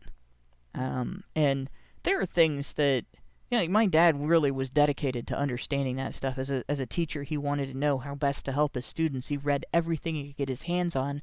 One of the articles he read was about children who had reading difficulty because they skipped crawling on the way to learning how to walk. And there's something in the brain that develops when you go through. Most kids will roll, they'll push themselves up, they'll grab hold of things and try to stand up, but they'll crawl on their hands and knees at some point in that development. And they something develops in your brain structure or in your brain chemistry when you go through that process of learning to get up on your hands and knees and crawl before you learn to get up on your feet and walk, that is essential later when you're learning to go from reciting your alphabet and identifying the letters of the alphabet on sight to learning to put them together phonetically into words on sight. And they actually discovered that if somebody has difficulty reading and they never learned how to crawl, if they can teach them how to crawl after even the difficulty reading is identified, it helps them learn how to read. So it's really an interesting, he learned about that and taught the other reading teachers in his building about it because it was such a fundamental thing. He didn't have all his students crawling around on the ground, but it was a thing to know about if you had a kid that was having difficulty reading, and you could talk to the parents and say, hey, did Bobby ever crawl before he walked? And if he hadn't, you get the parents to get Bobby to try crawling at home as an exercise. And believe it or not, Bobby's reading would improve. Very, very interesting thing. Richard Bier asks, what are the long-term effects of being on psychotropic medications for extended periods of time? Every drug you take affects your brain chemistry. Yeah. I don't think anybody really knows the long-term effects of that shit right there. Oh, I'm sure there's research on it. Yeah. And I know that it does, affect not just your intellectual development, but your emotional development. Yeah. But without having the research in front of me, it's not something I know the details of. Night Motorcyclist has some answers to that. He says he lost quite a bit of his character and was no longer a fun and outgoing kid. I grew up with kids that, most of the kids in my class were not put on drugs like that, but I grew up with some kids, a few kids who were on Ritalin. And if you've ever seen Stepford Kids, where the kids kind of lose their brightness as people. It's like somebody put a damper pedal on the kid. From a piano, where, you play the piano, and if you push the damper pedal, you still get all the same notes, but they're muted. And that's what I noticed about the kids around me that were on different on Ritalin, or there was, when I got older, there was, I think Adderall was another one. There's a few different drugs that slow them down, and the whole kid seemed to still be there, but it was like that with the damper pedal. Everything was muted, and everything was slowed down. So, and those are stimulants, but in a kid with ADHD, it slows them down. And those were kids that actually needed some help. I would hate to see what it would do to a kid that didn't need it. When they put me on the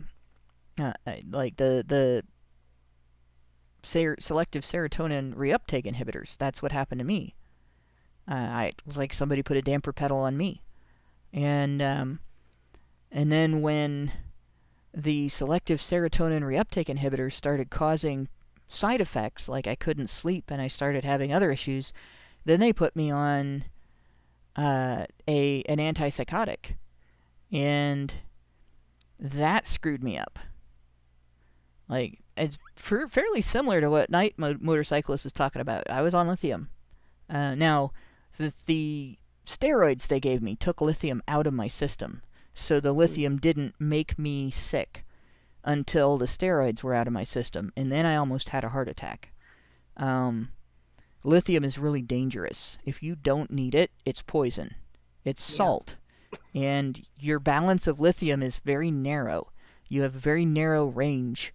If you get below that narrow range, you start having symptoms. And if you get very far below it, it can be deadly. And if you get above that range, you start having symptoms. And if you get very far above it, it can be deadly. So if they prescribe it to somebody who doesn't need it, they can kill them with it. Wellbutrin is a selective serotonin reuptake inhibitor like Prozac. They put me on Prozac. That was bad. I stopped being afraid of the consequences of suicide. Like, the only reason that I didn't go for it was moral. If I didn't have a moral upbringing against it, you wouldn't be listening to me right now.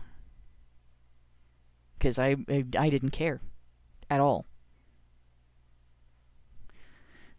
Like, really what happened with those drugs are dangerous. They really are. But and yeah, it does make permanent changes. And then when they take you off of them, you go through withdrawal, and that's really bad too. Yeah. Like, it's kind of like wet spaghetti. If you take a piece of wet spaghetti and you pull a little bit on it, you can stretch it out, like not far enough to break it, right? And you let go of it, it springs back up and gets all tangled up in itself. So, but in any case, yeah. So all of this stuff that those two sentences there, they don't encompass very much. There's a lot that could be communicated there, and I'm sure when we get to the next article, it'll be interesting to see if he expands on any of that, or in future articles. He says, when society has been conditioned to satirize and humorize male suffering, not recognize it, men are left with few acceptable pathways to articulate and advocate for themselves. This is why so many young, impressionable, and hurt men gravitate to obscure corners of Reddit and internet culture to find solace and resources. One thing I will say, there was a time when it would have been legitimate for him to call the men's rights subreddit obscure. But let's see here.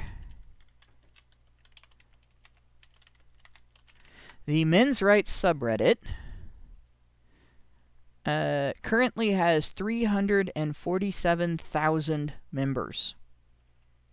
So I don't think that's very obscure anymore.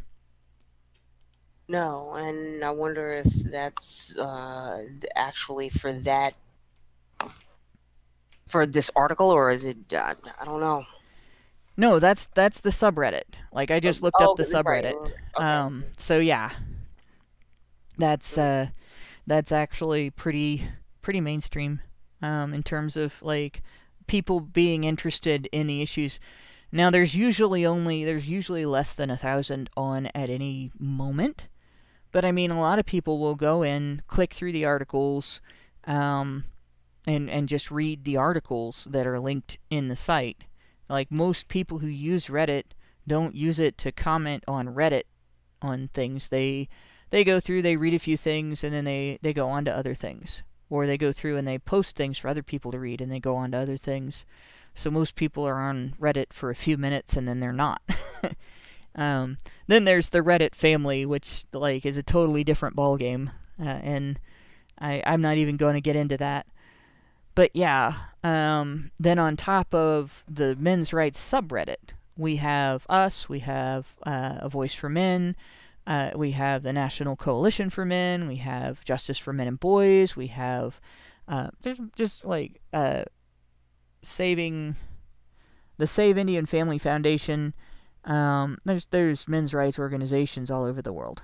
right? So you got a lot of forums besides that one with that big following there, and it's kind of hard to, like, I think people think of things as obscure if they didn't know about them previous to whenever they do hear about them, and they don't realize that maybe there's a lot of stuff going on in politics and the world that you don't know about. Be like calling feminism obscure because you're not a feminist.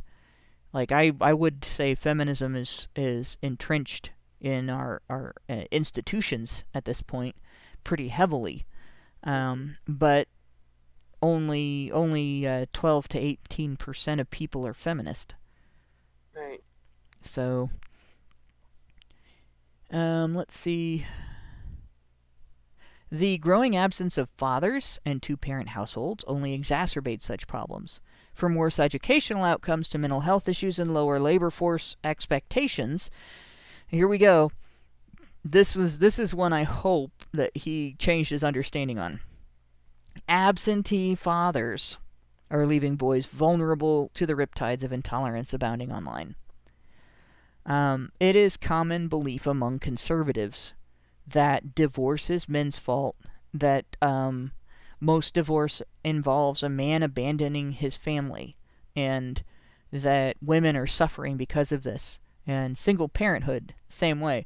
Some guy gets a girl knocked up and then won't marry her. They don't know, and like most conservatives haven't kept up on the news articles reporting it, that the majority of divorce, somewhere between 70 and 80% of divorce, is initiated by women. They don't know that about, I think it's 40% of babies born in the United States today are born out of wedlock, and a significant portion of them are women who deliberately chose to become single mothers. Like, all women that become single mothers deliberately chose to become single mothers because you don't have to retain custody of the child. And in the United States, abortion has been legal since 1972. But there are women who conceived with intent to become single mothers. Those are single mothers by significant choice, like completely by choice. They expected to become single mothers when they consented to sex, right? So that's not a problem of absentee fathers, but many Republicans are sort of stuck in the time period where women didn't have the options that we have today, and it didn't have any recourse if they were abandoned. And they really haven't paid attention to the changes in legislation over the last 70 so years that have eliminated that disparity and then turned it the other direction. And so they think that if there's not a man in the home, that it's an absentee father and not a gatekeeping mother. It is here within the unregulated and unverified wild west of forum culture. That's an interesting sentence. That radicalization and polarization breed ideological echo chambers, a never-ending feedback loop predisposed to fringe thinking. We have left boys and men exposed to the toxicity of online radicalization through our failure to carve out an appropriate social space in which they can express themselves. Just reading this, I think he wrote this in response to feminist articles about the men's rights movement. MRAs have so thoroughly muddied the water that apolitical issues like domestic abuse today are no longer close to mainstream attention or sympathy than when the movement began, or no closer to mainstream attention or sympathy than when the movement began decades ago. So he also missed the entire Johnny Depp case. Their toxification of the public square has left boys and men lacking a legitimate social and cultural vehicle through which they can advocate on behalf of themselves in a respectful and thoughtful way. Lauren, do you respect women? Uh-oh, I think I knocked her out. Oh. Are you awake? Shit, yeah. Do you respect women? Oh, that's the really tough part. Like, my dad even was gynocentric in that way. He did feel that women had more, fragile isn't the right word. Refined, maybe. Sensibilities, social sensibilities in terms of morality, unless there was something wrong with the woman. And, deserved an accommodation of those sensibilities. And that was something that, like, he didn't grow up with hoity-toity, self-professed ladies either. Like, my whole family is very down to earth. But I think his mom was kind of an angel. My grandmother on my dad's side, and he lost her young. He was like 21 when she passed away from 3 different types of cancer. Jesus. And, yeah, factory work. And rubber plant, tire plant. But in any case, do it. and That'll smoking, do it. and wow. genetics, like triple whammy. But yeah, even as wise as he was, he didn't always get it. And I think most conservative men are like that, where they not quite deify but angelify women. Mm-hmm. They act like we're better than they are. Right. And so you end up with this situation of if men advocate for themselves in ways that criticize women, it's considered disrespectful and not thoughtful. Mm-hmm. And women need a leader that will guide a mindfulness about the impact of their actions on other people. And they don't have one. Yeah. And I think that leads a lot of conservative men to think that women can't do that and shouldn't have to. And I think that's what we're seeing in this letter. But he has got one thing right. Men need a place to speak. And if conservative men, even if they don't get that women can and should be as criticized as men, if they get the fact that men do have these issues and they need to discuss these issues, that's an inroad to getting them to understand. He may not be unique in this, but it's an inroad to getting them to understand that we need to close the accountability gap in order to save the family, if the family can be saved, to save marriage, if marriage can be saved, and to save the economic relationship between men and civilization, if it can be saved.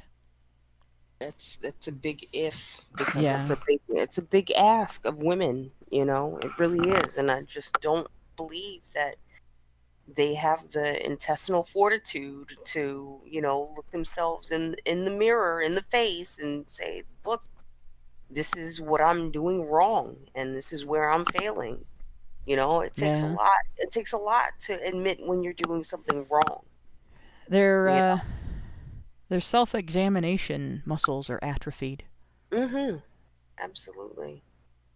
So, but it's I think it's an absolute necessity to happen if anything is going to change for the better. Otherwise, you're just going to get more MGTOWs. You're going to get more men saying, screw this. I don't want to participate. I want to vote with my wallet. Yeah. Yeah, and they'll be right. Exactly what they should do. Absolutely. Yeah, they'll be right. Exactly what they should do. So that's the first article. So next week, we'll have this open so that we can go back and compare.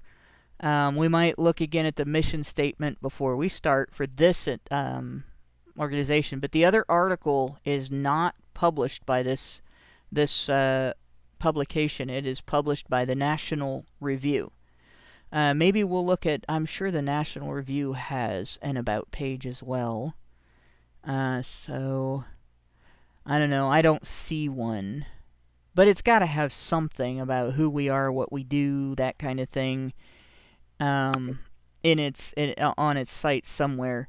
And I'll see if I can find that, because it may be that the reason the National Review published the second article and IFS didn't is because he only submitted it to the National Review, or he was working for the National Review instead since then. But it's also possible that a differing mission at the National Review might have made them more open to publishing the new outlook.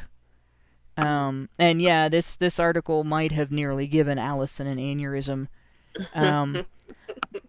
I'm hoping, like, I've got some hope, at least just based on what Blue Orange said. I've got some hope for the next article, because he was adamant that we should not read this one at all. And I think it's beneficial to look at what a person thought before they changed their mind. And a good way, like, so to compare my outlook on the death penalty before I understood the death penalty was that there are some criminal behaviors, some types of killers who are so far gone and so unredeemable that our society cannot afford to risk even the fraction of a chance that they might ever, for any reason, be let out of prison. Like, somebody pardoned them, they escape in a prison riot, the law changes and life imprisonment is no longer considered okay, so they get out, something like that. And so I believed that we should have a death penalty for just those types of cases, and that it was beneficial to society to keep that in reserve for the tiny minority that we had that much reason to fear.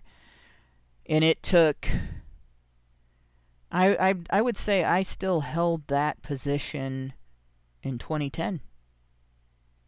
And it actually took an article I read on the case of a man who, just from reading the article, I thought, I'm not convinced this guy was guilty of anything. And he died terrified. And he was intellectually disabled, and he couldn't defend himself articulately against the death penalty, and or even against a guilty verdict. What if he was innocent, and he was murdered by the state for nothing? And so I started doing more research. And at that time, I had to do my research at the library because it was not easy to find stuff about it. It wasn't, there was internet. There were websites and stuff that discussed it and everything. But I ended up going to 3 different libraries to look up stuff and using the library lending system to get periodicals that I didn't have access to at any of the 3 libraries I was going to. And my conclusion ended up being that, we just couldn't take the risk. But it took a couple of years. Let's see. We have, I hope I'm not going to mispronounce your name, but I'm probably going to. Is it Bavia Aurora? Says, can anyone tell me why the video of Badgers interviewing Blue Orange is made private? If it's a brand new video, I don't know.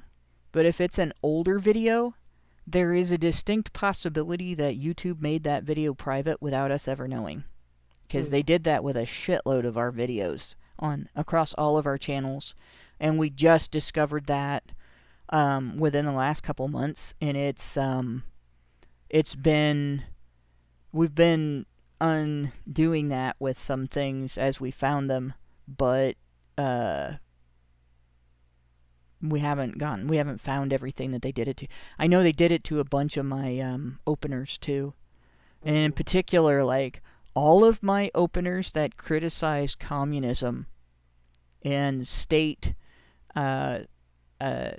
perpetrated mass murder have been privated or removed. So that tells you something right there. Something's screwy in the state of Denmark. And by that I mean the United States. So there you go. And I think that is... We've finished the article. It says... the editor's note says the opinions expressed in the article are those of the author and do not necessarily reflect the official policy or views of the Institute of Family Studies. I should hope not. But I mean, they did publish it, and they didn't publish the article that he wrote after he changed his mind. Like I said, it's possible because he didn't offer it to them, but. I don't know. I would. It'd be an interesting thing to find out. Is all I can say. Definitely. So I'm gonna look and see. I think I went over all the super chats as we got them. I hope I didn't miss any. I don't. I can't scroll back far enough to see if I missed any. So thanks YouTube for that. Not being able to scroll back, that really pisses me off. But let's see where we are here. I don't have any Rumble rants. And let me look in the super chows. Yeah, I think Zering said he sent one in case you already didn't get that one already. Uh-oh, what did I miss? Let me see if I can see. I have two places where I can look. No, I still can't see it there either. Gosh.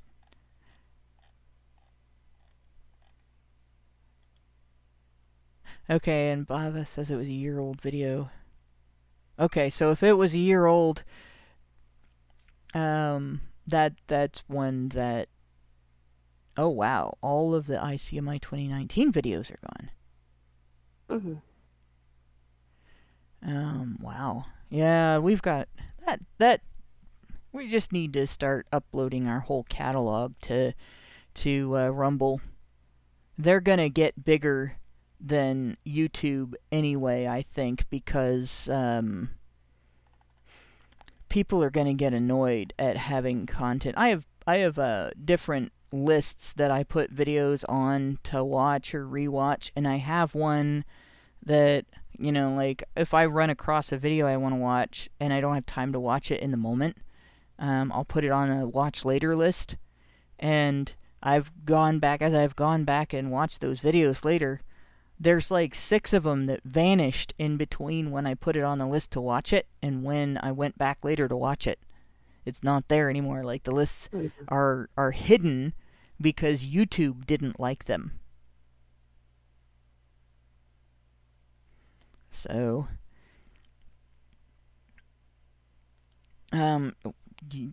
Senior Sticks asks, why not a HBR website? Okay, so do you have any idea how many videos we have? Like, how we would have to have an HBR server of epic proportions to store all of that. Absolutely. All right, why the fuck am I not able to find the Super Chow chat?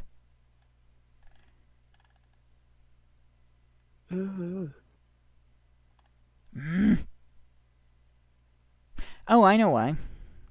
Because it's not in the same position in the section it was in. All right. Okay, so we have... Let me scroll down to the bottom. At 6:21 a.m. today, we had Great Indoors sent us $10 but didn't say anything. Meredith G gave us $5 at 7:41 p.m. Said, so that's definitely for this show. HBR Talk 251, honey for the Badgers. I have learned to dislike the phrase happy wife, happy life. I can't blame you for that. It should be happy marriage, happy family. And that's true. Also, if women can have their erotica, then men can have their porn. Agreed. And women who aren't into erotica can also have their porn. It's like some of us prefer visuals, but Xerinx gave us $5 and said, Lieutenant Columbo surveyed the room. He had an eye for innocence and guilt. He noticed the coarse-shaved man trying to appear even-keeled. He also noticed the young woman by the window. She was aware of him. She didn't need the coquettish air about her. One would only have to feel guilty if she was too young. Columbo caught his reflection as past a mirror. He hoped he didn't signal the others in the room about his extracurricular intentions. There you go. There's the detective. Thanks, Xerinx. I might actually read that one. Although it'd have to be a different detective, not Columbo, because then I'd just be picturing the Peter Falk Columbo character, and he's too fatherly. But in any case, I always read, even as a little kid, I read detective novels and horror novels, like almost to the exclusion of everything else. So there you go. And I think that is all of our super chat, super chow, super everything. Oh God, Vernon Miggs. What about the Peter Falk character Sam Diamond on Murder by Death? Gee, Pete. No. I can't say I know that show. Or The Cheap Detective either. The Cheap Detective was a parody of, and I think Murder by Death was also a parody of the popular film noir detective movies of, like the black and white era. And so it's been a while. I think since I've seen Murder by Death, less time since I've seen The Cheap Detective, because I watched that with my dad, I think when he was in the hospital. But in any case, yeah, I think we have killed the topic. There's not a whole lot more to say about it until we read the other article. Because, like, if this had been the only article that he wrote, I would be going off in top volume. I'd join Allison in her aneurysm in regard to the whole theme being, yes, men have legitimate issues. How dare they discuss them? Because I think that's in response to popular portrayal of MRAs. And I want to see very much how he changed his mind, how his opinions evolved with the new article, and make a comparison. Because I have a feeling that's going to be a great relief and an interesting study in how journalism should be done. So with that, thanks, Lauren, for sticking out the super long sausage with me, because we went 3.5 hours there. But there's no patron show after this, because we did that already on Thursday. And thanks, everybody, for sticking out the long sausage with me. I don't know, Ari David Blaff, if you happen to listen to this show. Thanks for listening to whoever talked with you about men's issues and writing the next article, and we will look at that one next week. And thanks to everybody who works in the background to make HBR Talk happen. And again, thanks to all the listeners for sticking with us. We still have 53 people watching right now. So, good night, all. Good night, y'all. Men's rights activists are machines, dude. Okay? They are literal machines. They are talking point machines. They are impossible to fucking deal with, especially if you have like a couple dudes who have good memory on top of that too. Holy shit, you're fucked.